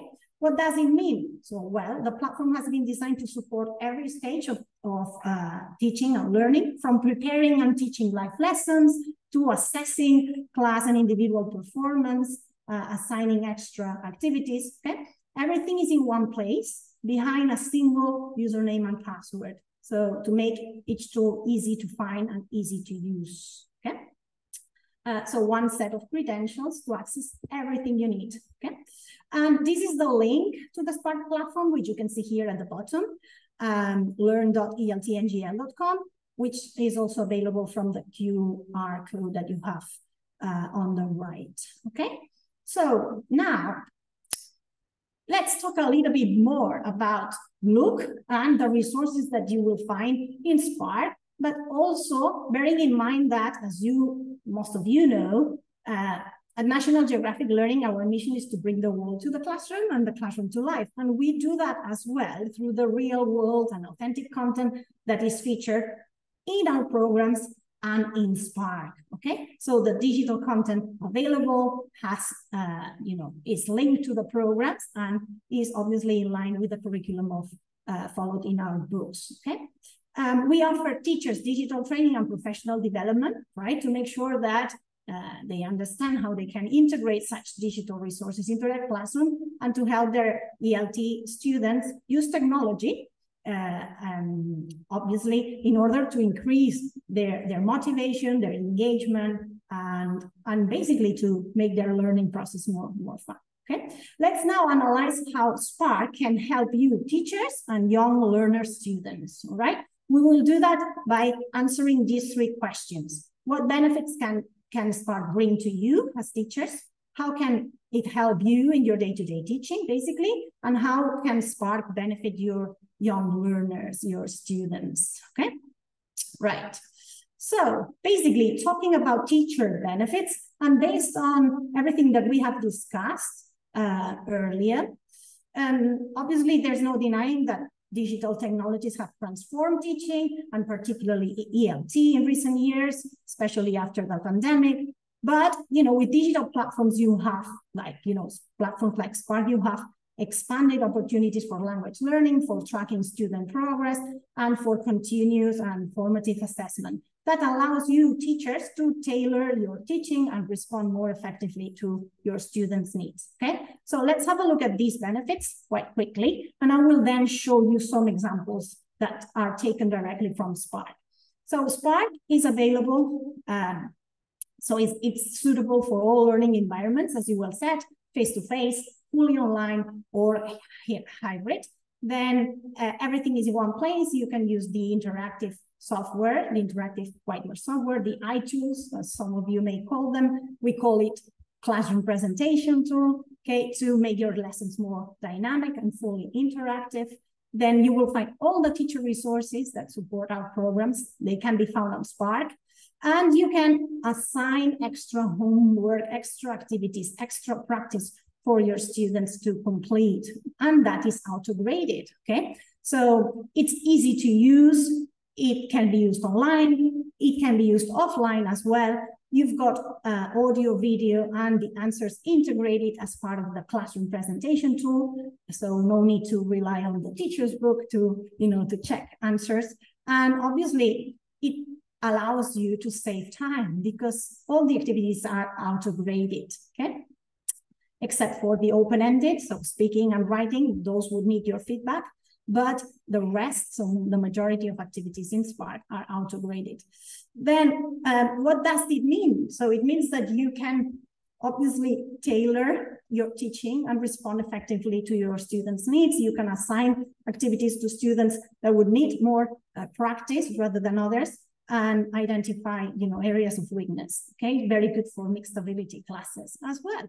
Right, you can, yes, as I said, you can set up assignments. It's also available for our secondary and adult series, and tests are included there. So it's possible to assign online tests there, and you can easily monitor their progress and performance. You can export reports, you can generate reports, and these allow you to, based on the insight and the data that is recorded in Spark, you can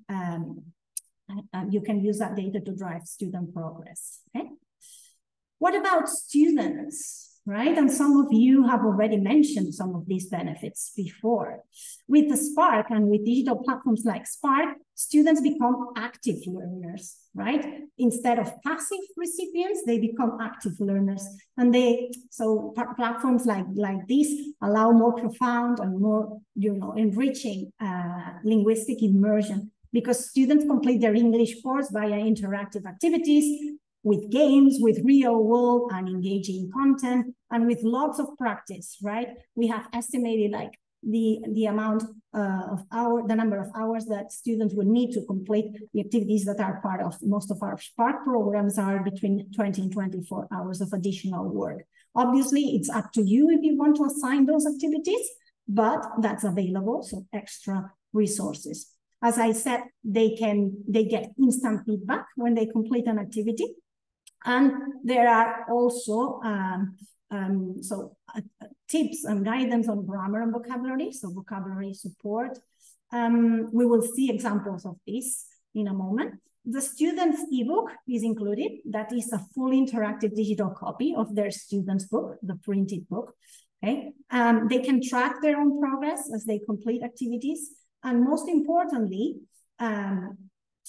you can, as teachers, involve parents, right? Their families, because parents can also track their child's progress through Spark, right? This allows students, to strengthen their skills inside and outside of school, while also creating, a close relationship between teachers, students, and family members, okay? So in short, I would say, a lot of benefits.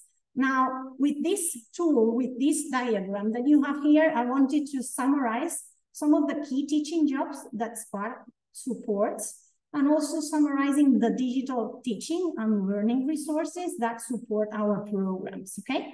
What are those jobs? You can see them there. Preparing and teaching live lessons that can be done through the classroom presentation tool, the interactive software that allows you to make your lessons more dynamic with embedded audio, embedded video, and answer keys, okay? And also through the teacher resources, teacher's book, answer keys, extra worksheets, pacing guides, word lists, everything is available from Spark, okay? And also through the ebook, which is a digital copy of the student's book, which your students can use in the classroom as you are teaching, yeah? Then it also supports another job, which is assigning extra practice. You generally may find yourself giving homework for your students, probably not everybody, but in most cases, homework is a nice tool. So in this case, the interactive activities available from Spark, it's a nice way of getting them to review what has been covered in class. And this is what we call online practice, as you can see here on the right, okay? These activities are auto-graded. You won't have to spend time marking them. And these allow you to track student progress and class progress because all of the activities that your students complete on Spark will fit into the course gradebook, which is a section in Spark that allows you to track their performance, okay? Right, so what you have at the bottom is a QR code that would allow you to request a Spark trial if you're interested in, seeing it yourself. But I appreciate that some of you may not have the time. That's why, as promised, for those who have never seen the Spark, I will now be showing you some examples that we have taken from Look, okay? One of our primary series. So let's see how you can prepare and teach live lessons with Spark. And this is an example of what you would be seeing in Spark as a teacher. You would have, for example, a series of courses, of classes that you have set up because you are teaching different groups using Look. And you can manage your classes. You can also enroll students in your classes. You can help them reset their passwords if they have problems.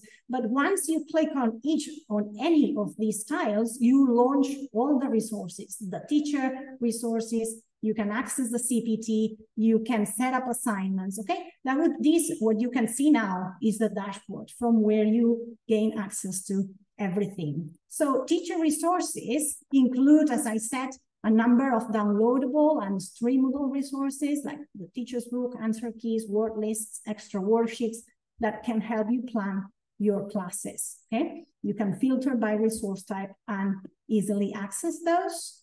Then the classroom presentation tool is often the most positively valued feature in Spark, because this is what we used to distribute, in the past with DVD-ROMs or USB sticks. Now it's available online through Spark, but also offline if you want to download a desktop app that allows you to work offline. And it includes the student's book and workbook pages with integrated audio and video and interactive activities.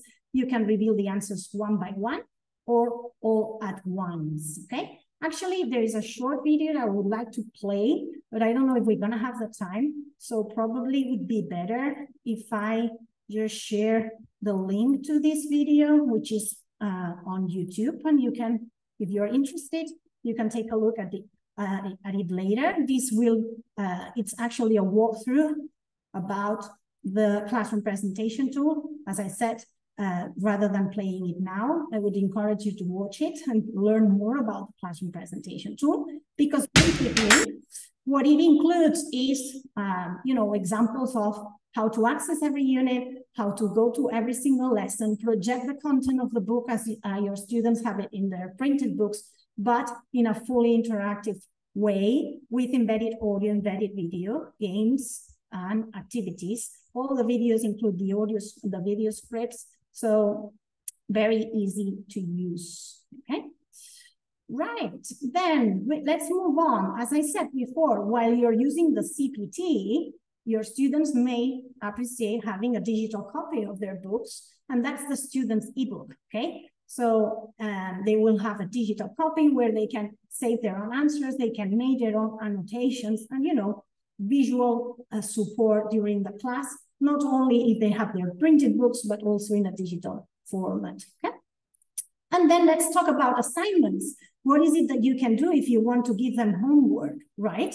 So there are activities, what we call online practice, that reinforce your classroom lessons, okay? Including audio and video. All these activities can be accessed through a desktop, on a browser, through a tablet, but also on a mobile phone, online and offline, because there is an app, okay? So as I said, let's have a look at this.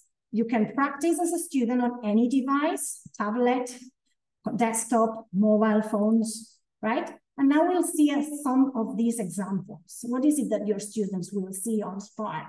When they sign in, they will land in the dashboard, and they will see something like this. They will have a look at their dashboard, and they will find all the units that are available from their book. And there is content for every single unit. There are activities, tasks in every lesson, as you can see here, 3 in lesson 1, 2 in lesson 2, and then there are also games, okay? Some examples of this, because there's a large variety of activities in every lesson. There are flashcards, So they can review vocabulary, they can listen to the words, they can repeat them, and they are also filling the gaps, filling the blanks, which obviously when they submit their answers, they will see the responses, and other tasks like matching, multiple choice, highlighting, see a large variety of activities that appear combined with games, okay? So learning English has to be fun, right? So we have included crosswords, memory games to reinforce vocabulary, and different activities. All the listening and reading activities go, include the audio, but also you have integrated unit video, okay?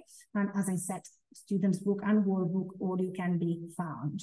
And finally, how is it that you track progress when your students complete those assignments? Because all of these activities that you have seen can be assigned. You can select which ones you would like your students to complete as part of their homework. And then, because they are auto-graded, what they can see as well is what they have completed, and their parents can see as well what their child has completed, okay? We have even included some badges and prizes that they can get, awards that they can get as they make progress. And this is how parents can see their child's progress, okay? They can also navigate to the parents' view and see individual activity results, okay? So if you want to set assignments, it's quite an easy process. You would navigate to the assignments tab in your accounts, and then you would select which activities, those that we have just seen, yeah, you would select those as part of an assignment, and you would decide when these activities are available to your student, start date and end date, for them to complete them. And from there, easily track progress. You could see the progress for the whole class with, at a glance, you can see percentages of completion, total learning times, and their grades. And you can also drill down to the detail of the students' responses, okay? So all in all, I have given you a very quick walkthrough, and we have seen an overview of what it looks like, what is it that Spark offers. But basically, in short, with this session, we wanted to highlight the importance of adding technology into ELT everyday lessons. And as we have seen, Spark can be used with a printed student's book or as a standalone platform where teachers and learners can access all program content, right? We'd be happy to set you up with a trial account so you can experience Spark for yourself. So obviously reach out to Irina or to us directly, and we'll be happy to cover any questions as well, right? So I don't know if I'm running over time. No, I think I'm quite all right. Sorry, Ellie, just a little bit over. Any questions? I don't know. Let me check in the chat box. I'm not sure if there are any questions. There are no questions in the Q&A, at least, Sònia. Good. Thank you, Alex. It's been my pleasure. I'll drop a couple of links into the chat as well. So the eltngl.com Spark. So we've got that in there. Irina's already put in the local link for Spark. Okay, Sònia, I'm not sure if you saw the question just then from Anna. Is the platform free? Right. Okay. When you decide to use any of our programs, access to the platform, yes, is automatically granted. Yes. Hopefully that answers your question, Anna. Yeah. Any other questions at all for Sònia while we have her? There's one here. How long is a trial? Right. We can set you up with 90-day trials. Okay. So there are 90-day demo licenses. And obviously we'll be happy to, to give you further information about Spark, with, specifically about the programs that you're interested in. Thank you very much for your interaction, by the way, and it's been my pleasure to join you. And well, thank you, Sònia. You're welcome. Handing over now to Ellie. I'll do some quick intros first, though. If that's all right. Okay, so thank you once again to Sònia. That was great, really insightful, lots of really helpful, useful information there about the Spark platform. Okay, so we are on to the last session of the day, and we often say we save the best to last. We have done exactly that once again. So we have Ellie Setterfield, who is the Young Learner Product Marketing Executive here at National Geographic Learning. And she's going to be talking to you guys today all about perfect projects. So Ellie, over to you. Brilliant. Thank you very much, Alex. Okay, so I'm going to share my screen. Can someone just give me a heads up? Can you see my screen okay? Fantastic.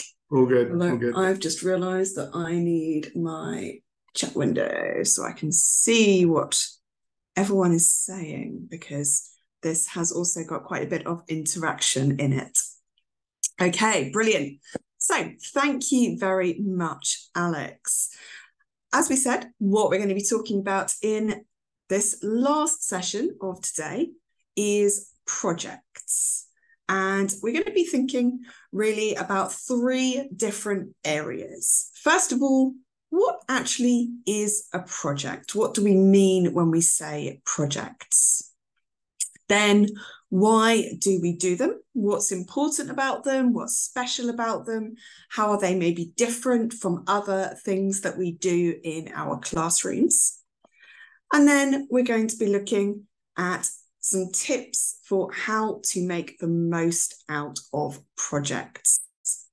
And all of the examples that I'm going to share with you in today's session are going to be from National Geographic Learning's series, Our World 2nd edition. This is a series for primary school learners, and there are wonderful, lovely projects in every single unit of the course at every level. So we're going to be using lots and lots of examples from this series as we go along.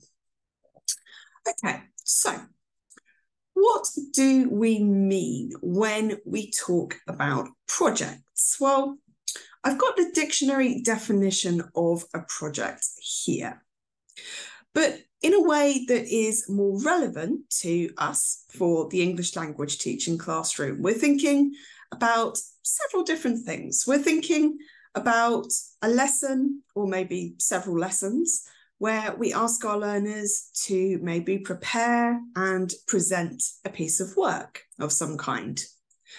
A lesson that focuses on an end product. Often, but not always, it's something that is collaborative. We normally ask our students to work in pairs or in groups when we do project work, although we don't always. Projects, as we said in the first point, often take place over more than one lesson. And they might also involve our students doing some work at home, maybe doing research outside the classroom and then bringing that information that they have found into the classroom and then working with it in class. Now, there are other ways that we can think about projects. So in his study of project-based learning, John Thomas lists the following essential features, what project learning actually is, what it involves. So he says that projects are complex tasks. They're often based on a question of some kind or a problem. There's something that actively involves learners. We're asking our learners to actually do something. Maybe coming to an answer, maybe they're going to create something, maybe they're going to research something, to investigate it, but we're asking them to do something. We ask them to work over a period of time, and often one of the key things with project work is we're asking our students to work on their own a lot of the time. We're not necessarily giving them clear step-by-step help throughout the whole process. We're going to get them make choices, come up with their own ideas, do things the way that they think is best. We're often asking our students to collaborate, to work together. We're going to come up with some kind of product at the end of the project. And also, it's important for our students to have a chance to reflect at the end of the project as well. And as we go through the rest of this session, we're going to look at how these things actually relate to things that we ask our young learners to do, what this actually looks like in practice. Okay, so this is all very theoretical, and I'm aware that I've just given you a lot of information in a very short space of time. So I'm going to ask you now, in the chat box, what kind of projects do you do with your young learners? What things do you ask your learners to do or to make? Maybe you have a favourite project. Okay, so we've got posters and videos, yeah. Presentations, thank you, Victoria. Collages, chart boxes.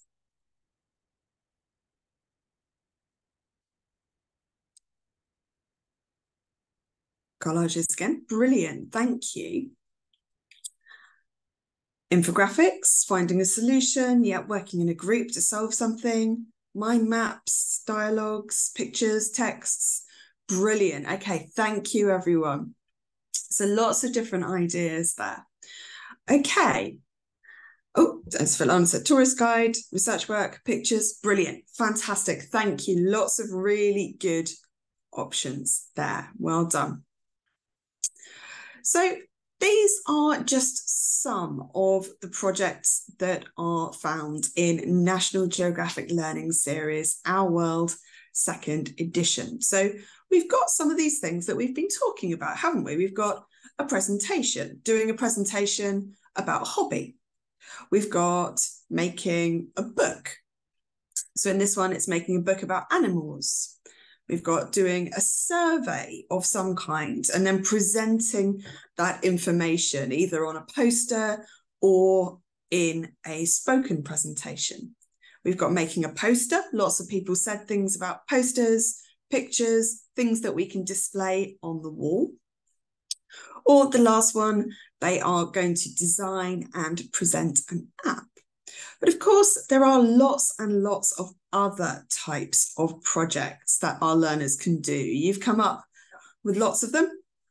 There are lots of different things on this slide as well. So maybe making a brochure, maybe making a model of some kind, maybe creating a podcast or a newspaper or a magazine or even a cookbook. Lots of different types of things. Okay, so let's think for a moment now about why we do projects. So we've got lots of different examples, different types of projects, different options. Making a map of your village, I love that one. Really enjoy that one. Okay, so we're going to think now about why we do projects. And I'm going to ask you for your ideas. First of all, what do you think? Why do we do projects? What are some of the benefits, some of the advantages of project work? Okay, so motivating and engaging for students. Yeah, they allow us to review material. Students have a sense of ownership of their learning, collaborative reflection, summarising, develop creativity, encourage kids to work together, motivating creativity, teach collaboration, problem solving, critical thinking, develop students' self-esteem, stimulate students' cognitive abilities. Fantastic. Yeah, really good ideas there. Thank you, everyone. And I think you have covered actually quite a few of the things that I'm going to be talking about with you. Develop social skills, revising something, giving opportunities to self-assess. Brilliant. Okay, thank you, everyone.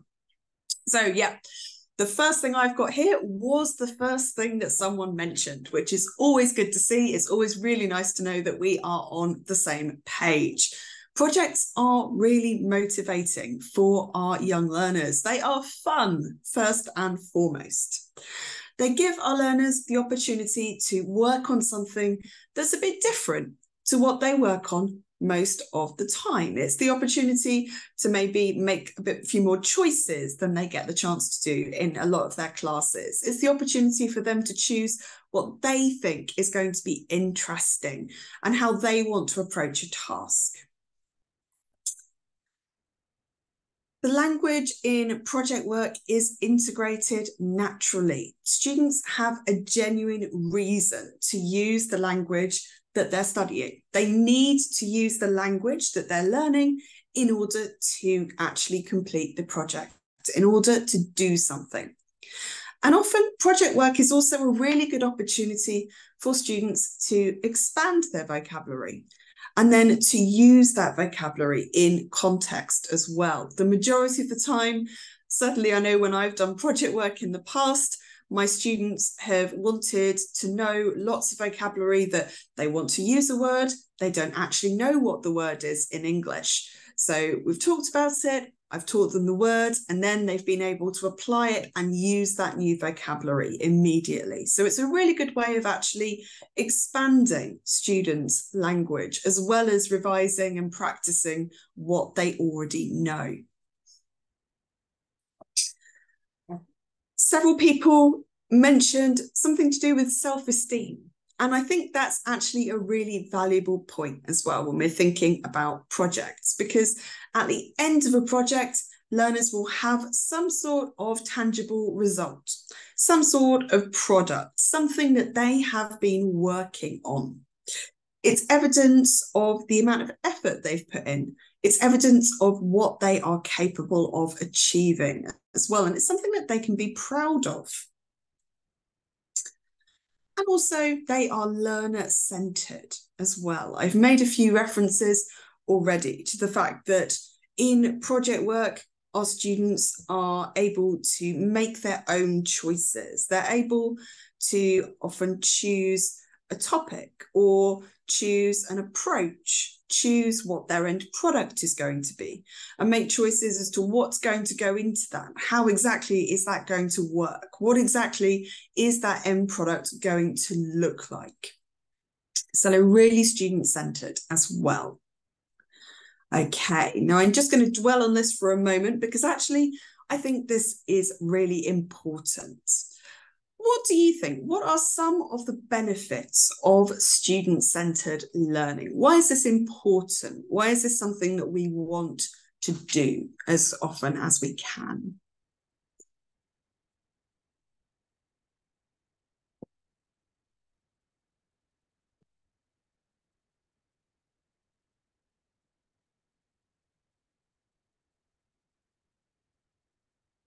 Any thoughts? So it gives them ownership, definitely. Gives them engaged, it keeps them engaged, yeah. Builds their self-esteem, their needs and interests are in focus.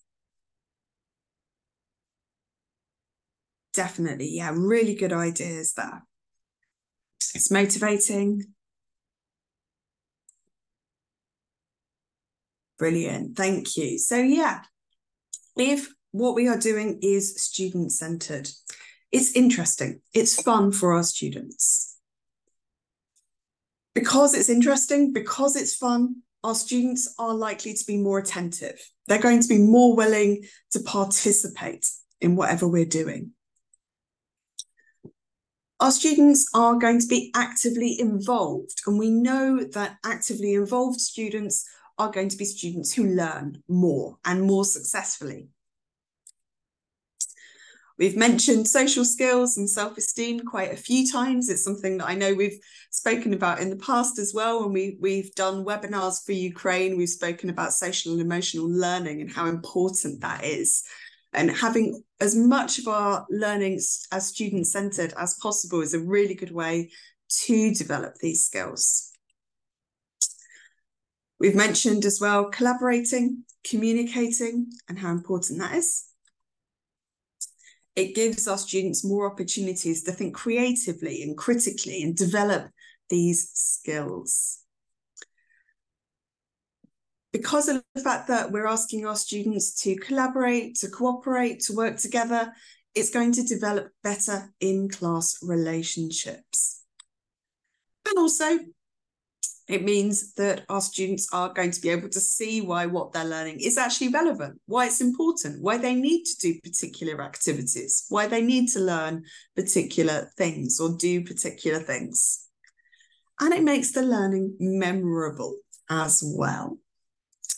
And actually, Olga has just put in the chat that one of the big benefits of student-centered learning is that it means that students can work at their own level. They can produce what they are capable of to the best of their own ability. And that's actually a really important factor, both of student-centered learning and also of project work as well. And it's something we'll be talking about again a little bit more later.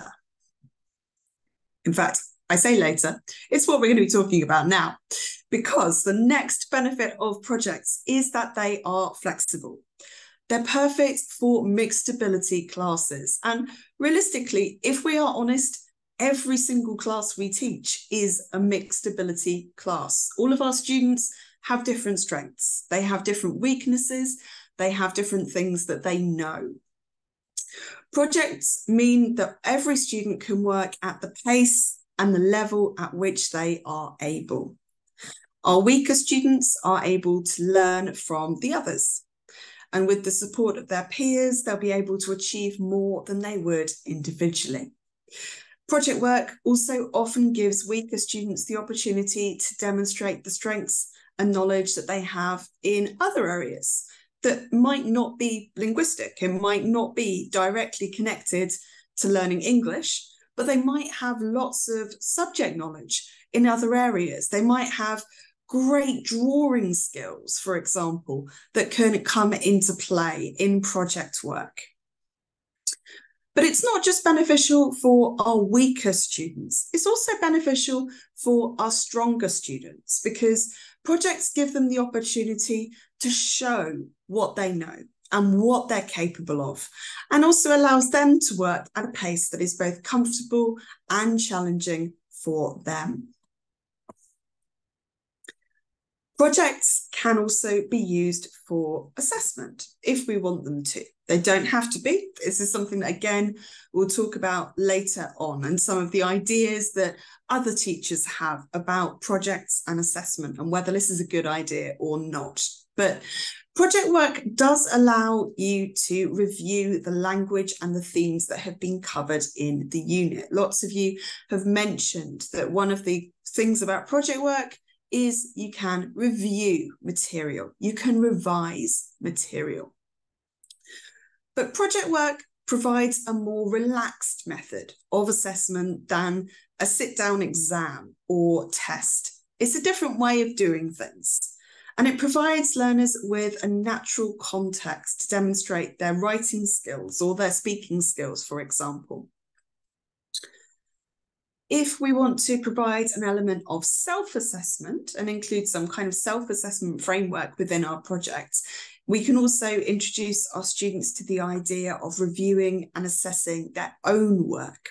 And again, this is something that we'll be talking about later on today.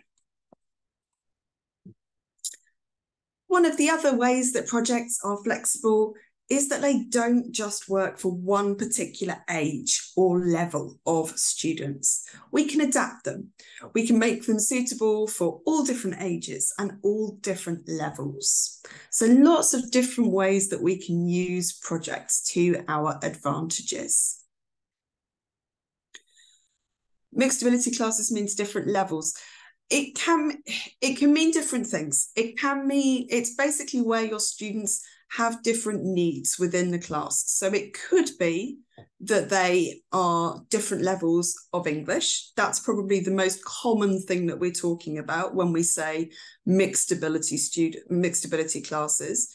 But it could also mean if you've got some students who are much stronger at a particular skill, for example, Or equally, if you have students in the group who some of them have special needs and some of them don't, for example, that would also be mixed ability. So it's different levels of English, but it could also be different skill sets, different abilities in other areas as well. I hope that helps. Okay. So I mentioned about different ages, different levels, different options to do with projects. So I just wanted to share a few different examples with you. So these first two, they are some examples that were done by some schools in Egypt who were using one of National Geographic Learning's pre-primary students. Now, I do think looking at these, I have a preschool child myself. I think there was a lot of parental or teacher help with these, but the fact is that these projects were done, at least in part, with pre-primary students, so really young students.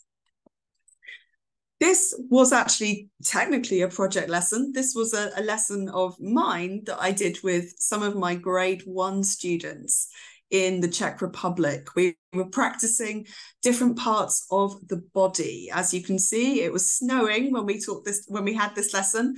My students didn't really want to be in the classroom, so we went outside and we built snowmen in groups, and then they had to tell the class about their snowman. So saying, this is their head, this is the body, these are the arms. So they were practicing that vocabulary, but I'd still call that a project lesson because they were working in groups, they were creating something, and then they were presenting it. This was another one of my own examples, but in this one, I asked my students to work in groups, again, to build a model of a town. They had to label the different places in the town and then tell their classmates about it. So where were all these different places? And I think, I can't quite remember now because it was a few years ago, but I think we were also practicing prepositions of place. So for example, the school is next to the park. This was one of Alex, he was speaking to you earlier's examples that I've stolen from him. I hope you don't mind, Alex. But this was one of his teenage classes projects where they had to design their own island and draw a map of it. I think they had to also create their own flag and talk about the different features on their island. But you'll notice here we've got all different levels. We've got everything from pre-primary up to teenage. And we've got different language levels being factored in as well with this in terms of what the students were actually being asked to do and what they were being asked to produce. Okay, now we wouldn't be talking about doing projects if they didn't have some benefits for us as well as teachers. Now, I know sometimes that projects can have a little bit of a bad reputation.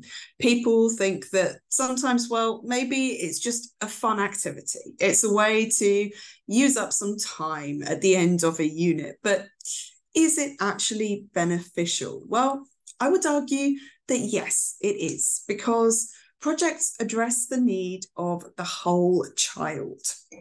In doing a project, students have the potential to develop lots of different things. They can develop their intellectual skills, their physical skills, their motor skills, for example, by doing arts and crafts activities, their presentation skills, both in terms of actually a spoken presentation and also their presentation skills in terms of things like design and handwriting, if they're producing a poster or a piece of written work.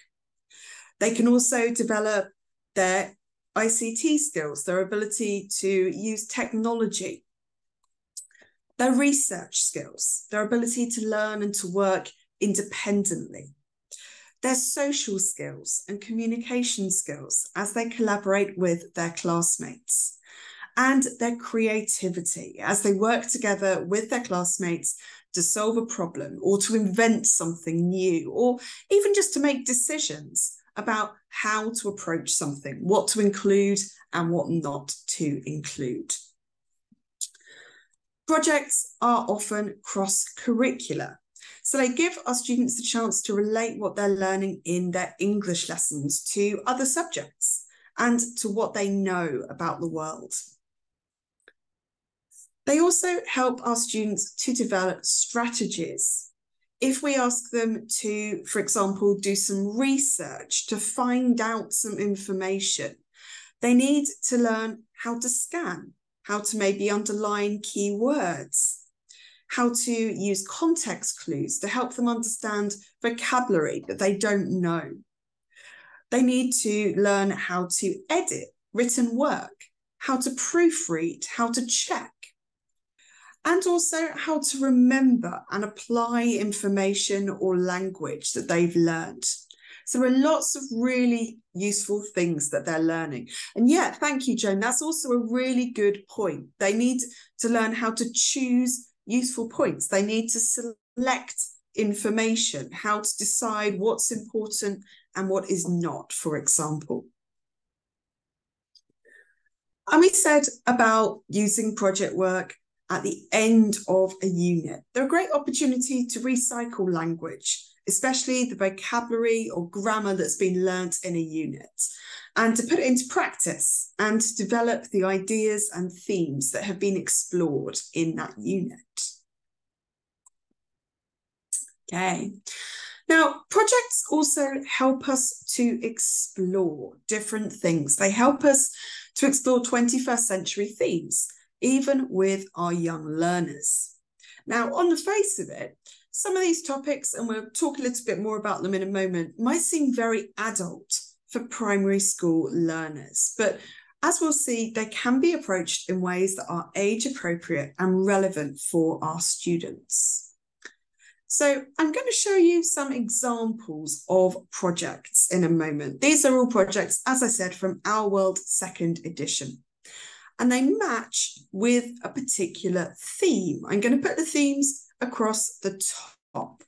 And I'd like you to tell me in the chat box, which theme do you think is being addressed? So these are our themes. Sorry, I should have showed them to you earlier on that. Forgot they were on this slide. So those are our different themes we're thinking about. So we've got global awareness, health literacy, so being aware of health and health-related matters, civic literacy, environmental literacy, and financial literacy. So these are the things we're thinking about. Okay, so easy one to start with. In this project here, which of those 5 topics do you think we are looking at? So is it global awareness, civic literacy, health literacy, environmental literacy, or financial literacy? Yes, that's right. Well done, Dante. It is health literacy. Well done. So health literacy, we're thinking about how to understand basic health information, understanding health and safety and things like that. So our students here are creating a first aid kit. They've got a real world authentic outcome for their project. Okay, let's look at our next example. So this one, they're making a poster that's something to do with helping sea creatures. Which of these 5 areas would it be? So they're on the top again, global awareness, civic literacy, environmental, yeah, good, exactly, environmental literacy, well done. Okay, next example.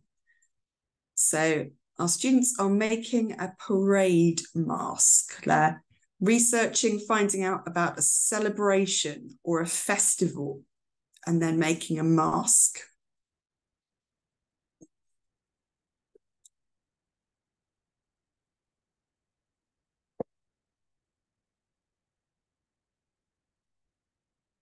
Yeah, so I think there's a little bit of overlap here. I think with this one, it's probably slightly more connected to, it could be civic literacy, it could be global awareness.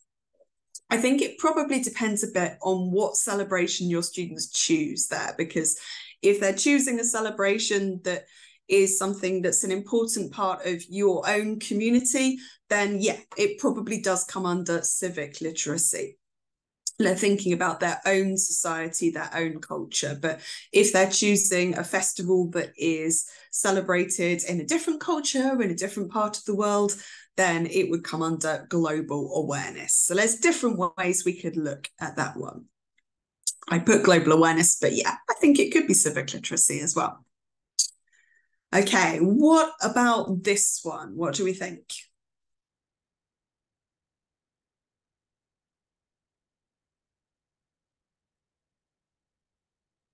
Global awareness.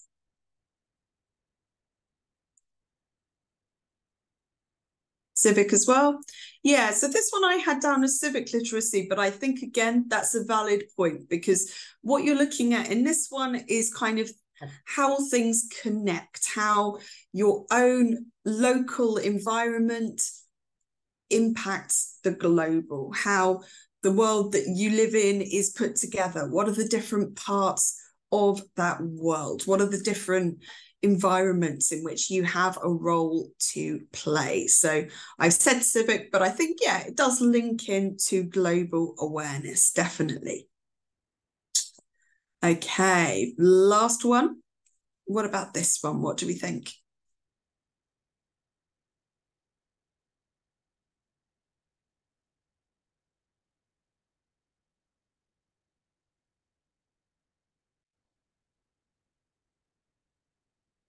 Financial, yeah, you're right, well done.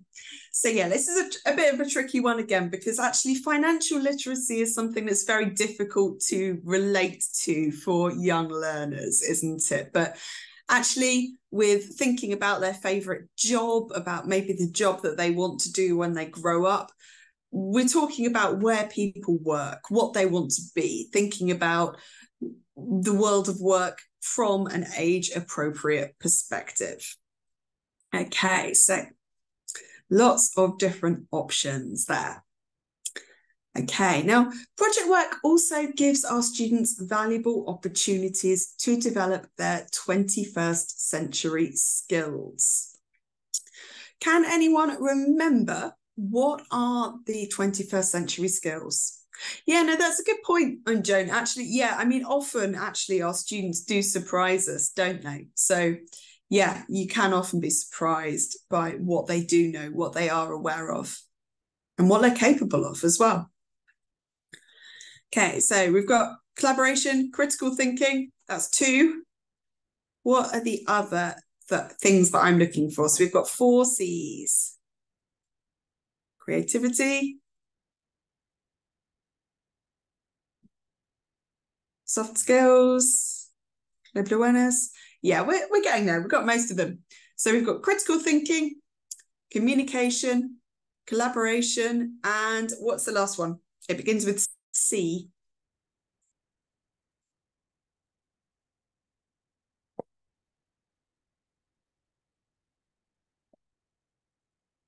Creativity. Well done, Olga. Thank you. Okay, so yeah, the 4 C's. So project work gives our students lots and lots of opportunities to develop these skills, doesn't it? But why is this important? Why does it matter? Well, we know, don't we, that this is important for our students' future. It's something that is going to help them as they move throughout their education, as they move on to secondary school education, possibly to university, as they leave education and move into the world of work. All of these skills are going to be helpful and useful for them. Okay, so I've got another example here for you. Now, I want you to imagine that your students have been asked to work in groups to complete this project. Which of the 21st century skills do you think are included in this project?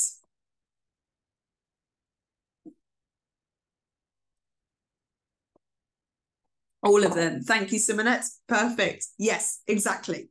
So we've got critical thinking. They need to decide what people in the future would find interesting. We've got communication. They need to write or speak about why their objects that they've chosen are important. We've got collaboration. They need to work together to decide what they're going to include. And we've got creativity as well, because they need to decide how they're going to display their objects, how they're going to put them together. So we've got all of those activities included.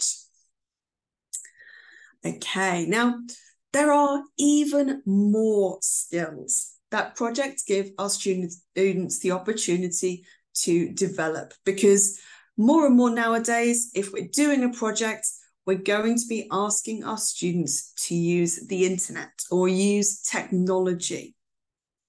So they're a great way for our students to develop their ICT literacy, but also their media and information literacy skills. And they're a really straightforward way of allowing our students to do that. So getting them to look at the information that they're finding. Think about, is this information reliable?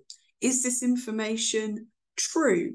Is this information relevant to what I need? Does it give me the information that I want? So it's thinking critically. It's making those choices about what they are reading, what they're seeing, and then how they're using that information as well.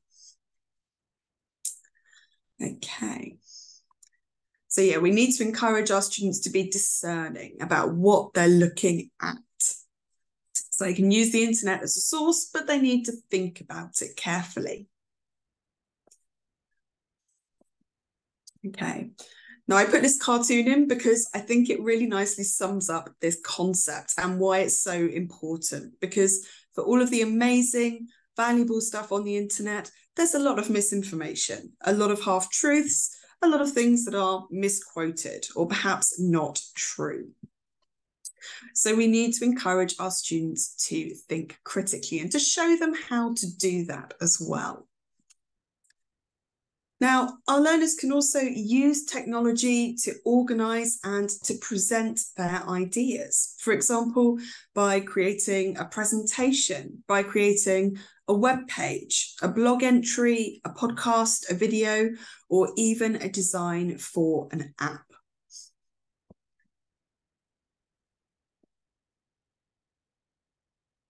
Okay, so we've spoken then about lots and lots of benefits of projects, all of these different skills that they can develop in your students, all of these reasons why they're things that are going to be things that your students are going to want to do, things that are going to be beneficial and helpful and interesting and motivating and fun for your students.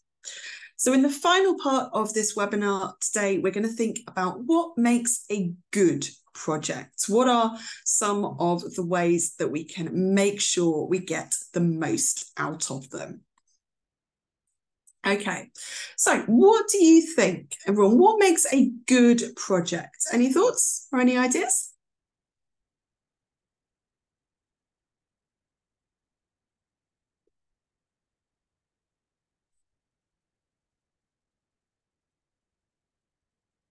Okay, so we've got some interesting topic, coherence, 4 C's, teamwork, something relating to the Sustainable Development Goals, yeah, potentially. Hard work, having a practical use.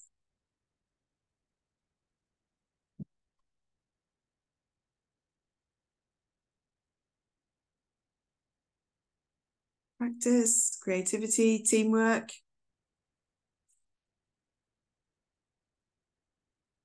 Brilliant, thank you. Yeah, I think all of these things are definitely going to make a good project. Well done. Okay. So, although there are lots of huge advantages to projects, they aren't always the easiest of things to put into practice. There are lots of different things to consider. And the fact that, although we've said that with projects, your students sometimes have more freedom than usual, and we've presented this as a really good thing, a really good opportunity for your students to learn, to make their own decisions, to develop their autonomy, that can be a challenge for us as teachers. So we're going to talk about some ways to help project work go as smoothly as possible. Ways to make sure that our project lessons are good lessons. So firstly, we want to make sure that we have a plan, have an achievable end product in mind, and make sure that our students know what it is. So we want to show them an example, if possible. It could be a picture in the book that you're using, in the course book. It could be an example that you've made yourself. We need to have a plan for how the end project will be presented and shared. Will we put the models around the room for everyone to look at? Will the learners need to give a group presentation where they talk through their ideas? But we also need to make sure that our plan is not overly ambitious. We need to make sure that both the individual tasks and the project as a whole are manageable. We need to make sure that our students have the materials or the resources they need to complete the project successfully. And we need to make sure that they've got enough time to do their project and establish clear rules and expectations. So in this example of a project from Our World 2nd edition, level 2, we can see this put into practice. We've got a photo that the teacher can use as a model. So it's showing the learners what they're going to make. The task is, it's a mobile, exactly. The task is manageable and age appropriate. They're going to make the mobile and then talk about the weather and the clothes pictures they've included. And we can adapt this. We said that one of the good things about projects is they're flexible. They're good for mixed ability classes. So our students who are weaker, they can simply point and say the names of the different things they've included, the names of the weather, the names of the clothes. Our stronger and more confident students might be able to produce whole sentences, like in the example on the page. It's cold in winter. I wear my boots, my coat, and my gloves. So our students can work at the level at which they are capable. The task is broken down into steps that are easy for learners to follow and to understand. And you can see that you've got pictures as well. So it's a really good idea to give instructions in more than one way. So having pictures as well as written instructions mean that the students understand what to do, even if they don't understand all of the language. We mentioned as well that there are two things the teacher needs to think about that are not on this page, but they are in the teacher's book. Firstly, what materials are you going to use? Are you going to supply them? Are your learners going to bring them in from home? Do you already have these at school? So making sure that you have a plan for how is that going to work? What exactly do you need to do? And if you're asking your students to bring something in from home, it's always a good idea to have backups because some of them will likely forget to bring in whatever they are meant to be bringing in. We also need to think about how we are going to display the work. What are we going to do with it? And we'll talk a little bit later about how important it is to share the work that your students produce when they do projects. Okay, now classroom management is important no matter what sort of lesson we are teaching, but it's particularly vital when we are doing project work. So a few practicalities first. We need to make sure to remember to allow time to set up activities and to tidy up at the end of the lesson. An otherwise successful lesson can be spoiled by learners needing to rush to tidy up, or for that matter for you as the teacher needing to do all of the tidying up at the end of the lesson. Neither of those are going to be ideal. On a related note, if your students aren't going to finish the project within one lesson, you need to think, where and how are you going to store the half-completed work? Particularly important if you're asking your students to make models or something. Where are they going to actually put them between the lessons? We need to think as well about noise, about volume in the classroom. If we're asking our students to work together, to collaborate, then we need to let them talk. We need to bear in mind that to complete a project, the noise levels might be higher than they are normally. Okay. So some of the challenges that can come with classroom management and projects. So firstly, the problem of what language are our students using if they are doing a project together in pairs or in groups. What language are they using? Is it really worth doing a project if they're going to spend the whole time using Ukrainian? They're not using their English. Well, in a monolingual class, it's always going to be tempting to use their first language. And so the teacher has to decide whether the benefits outweigh this. So there are different things that you could do if you want to minimize your students' use of their first language, if you want to encourage them to use English as much as possible.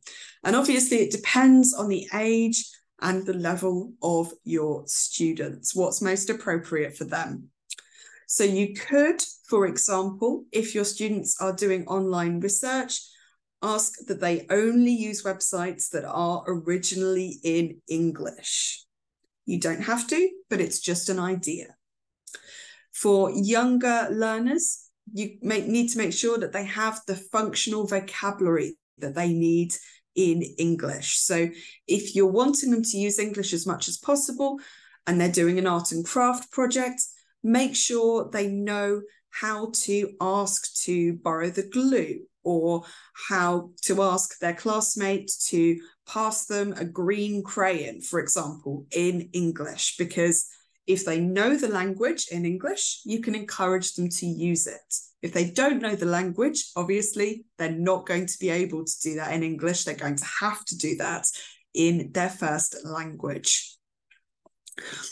And you can also, if you've got older or higher level learners, set an expectation that you expect them to speak in English where possible during the lesson. So different options that we can try there if you want them to use mostly English while they're doing project work.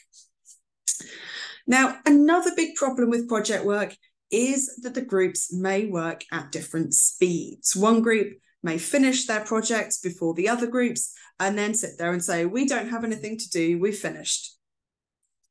So what can we do there? Well, we can remind them that it is their responsibility to fill the time that is allocated to the project work. Think of ways that they could extend the work that they've already completed.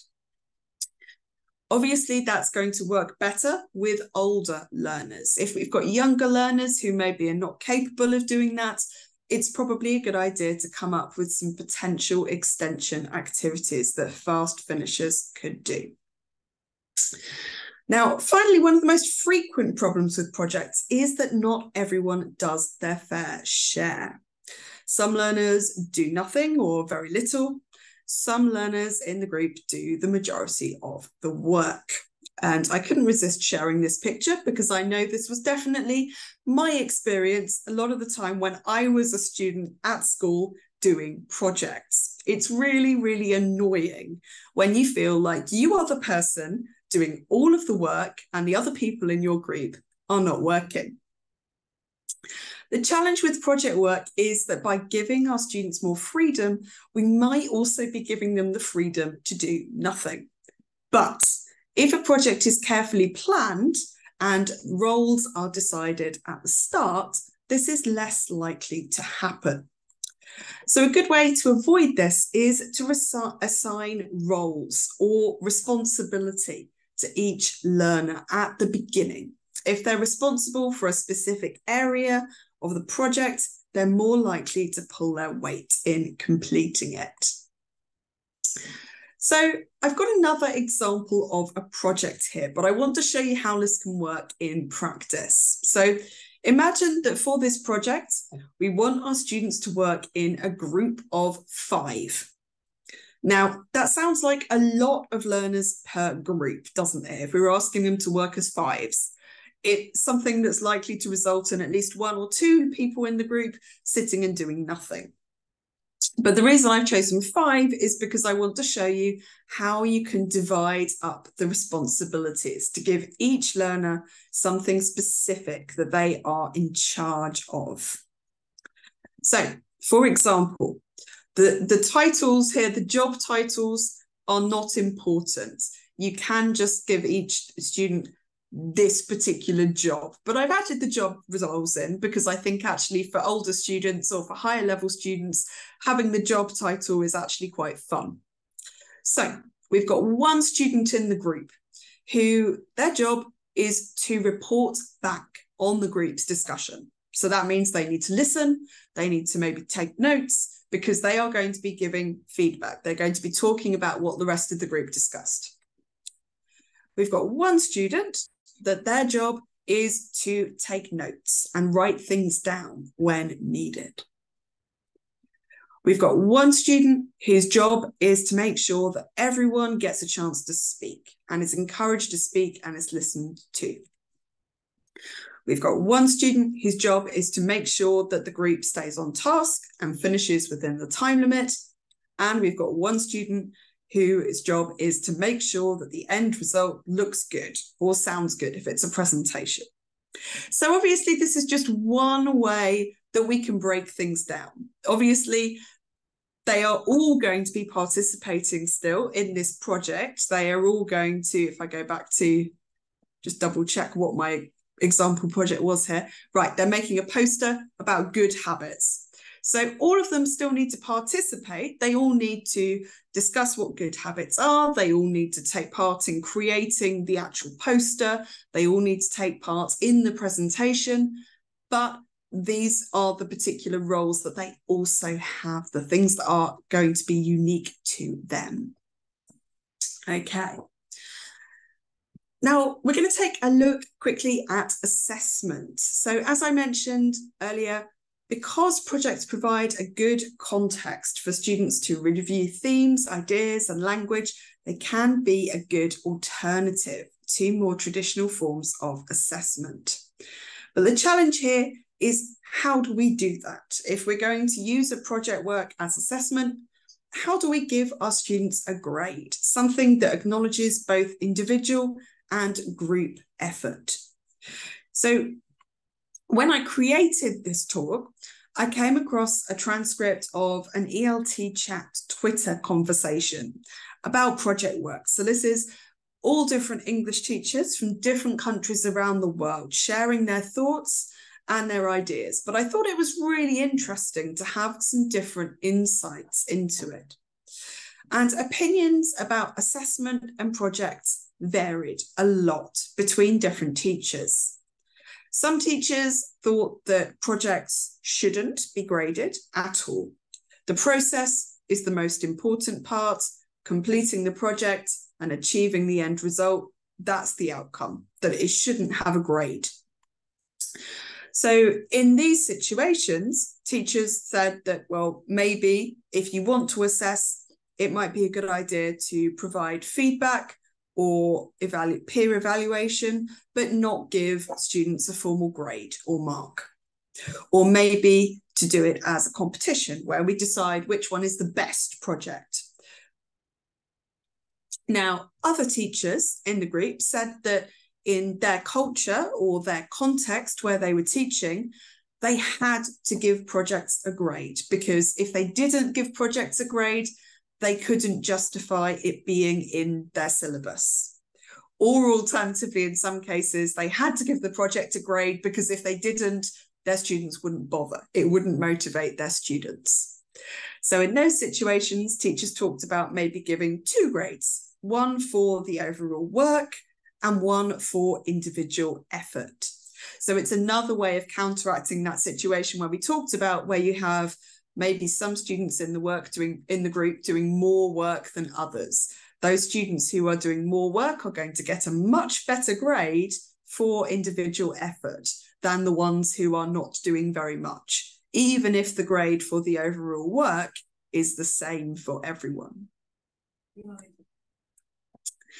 Now, projects can also be used to encourage our learners to develop their self-assessment skills.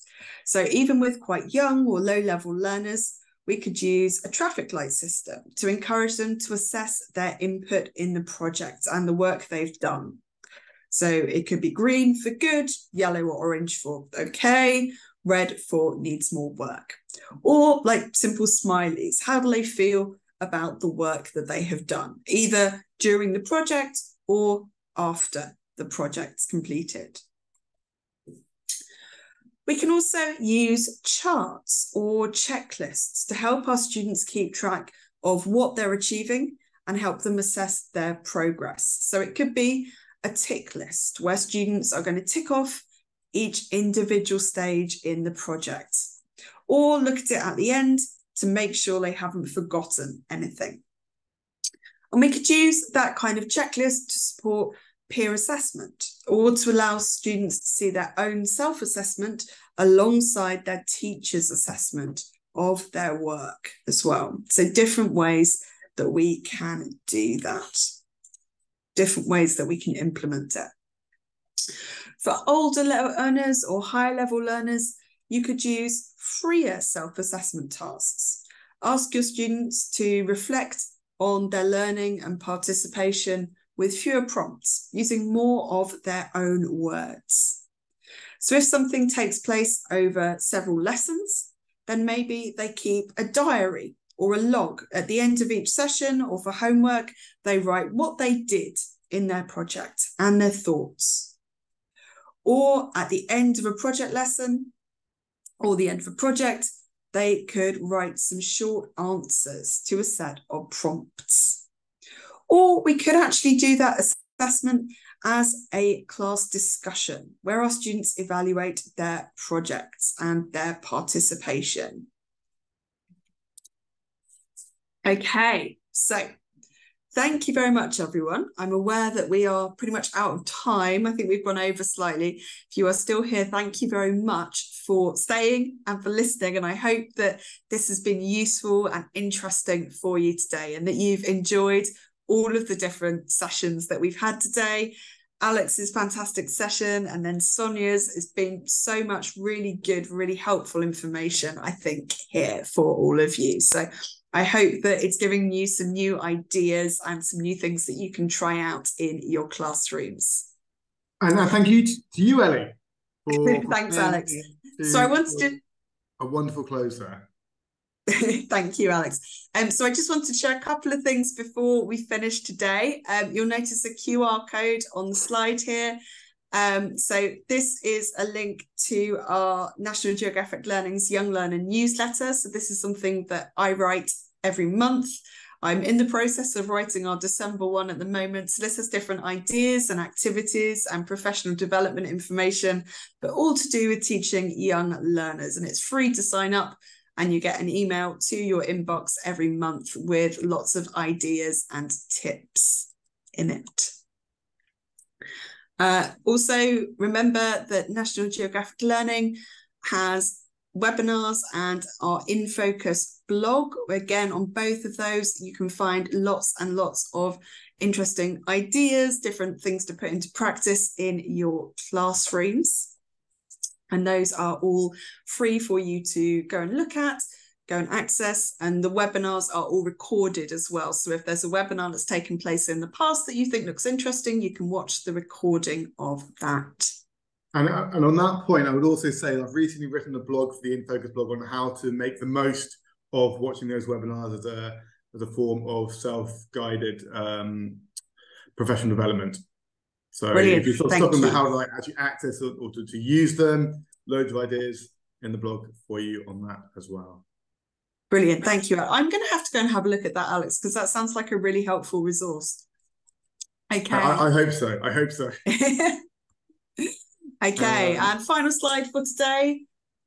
just wanted to share with you. So as I said, the examples that I used are all from National Geographic Learning Series Our World. If you would like more information about that series, you can visit that website that's on the right on the screen there. But remember that you can also contact our colleagues at Linguist. The lovely Irina will be more than happy to help you with any questions, any queries, anything that you would like to have a look at. And she'll be more than happy to help you with that. Yes, Perfect. thank you Thank you, for Abby. this awesome sessions, and we will add all these interesting links and materials with certificates. And I want just a quick reminder for you that it will be within 5 working days. We will send you certificates. So please stay tuned and check your emails in 5 days. Okay. Absolutely. And just to sort of second that, tomorrow you will receive an automated email from Zoom. In this, you will receive a link to the recording. You'll also get a link to a survey as a follow-up to this webinar, and a reminder that Linguist will be in touch in the next 5 days with the certificate. They are doing that separately, so do not expect that tomorrow, okay? Just to clarify any confusion. Alex, I'll just say a couple of words before we finish as well. Can Please. I just say a big thank you to Ellie for a terrific session, and also to Sònia, who's gone off to do a few other things this evening. And Sonia's session on Spark was great. And often somebody who gets forgotten about as the host, Alex, who also does absolutely terrific sessions. But and also to Irina as well for, like I said before, everything she's done this year. We probably, won't get to do anything else for Ukraine or anywhere else before the end of the year. So it's probably fitting to wish everybody a very positive end to the year. And, a very happy Christmas as well. Slightly early, but that's probably the first happy Christmas I've said this year. And so, yeah, it's obviously been a very challenging year for everybody, and we hope for, more positive times to come as well. So everybody has been amazing. Thank you, everyone. And over to you, Alex, to sign us off. Well, I mean, I think you've done a great job there, Tim. So thank you to you for coming along today. And thank you to all of you for being such interactive, great participants. It makes our lives as presenters, teacher trainers, so much easier when we know that you are on the other side of the screen interacting with us. And we truly, truly love working with Ukrainian teachers. And as Tim says, we wish you a more sort of positive outlook for next year. And yeah, a happy Christmas, I guess, right? So yeah, until next time, I'm sure we'll be back in the new year with more webinars. We'll be in touch with Irina about that. But yeah, stay safe, stay well, and have a good rest of your evening.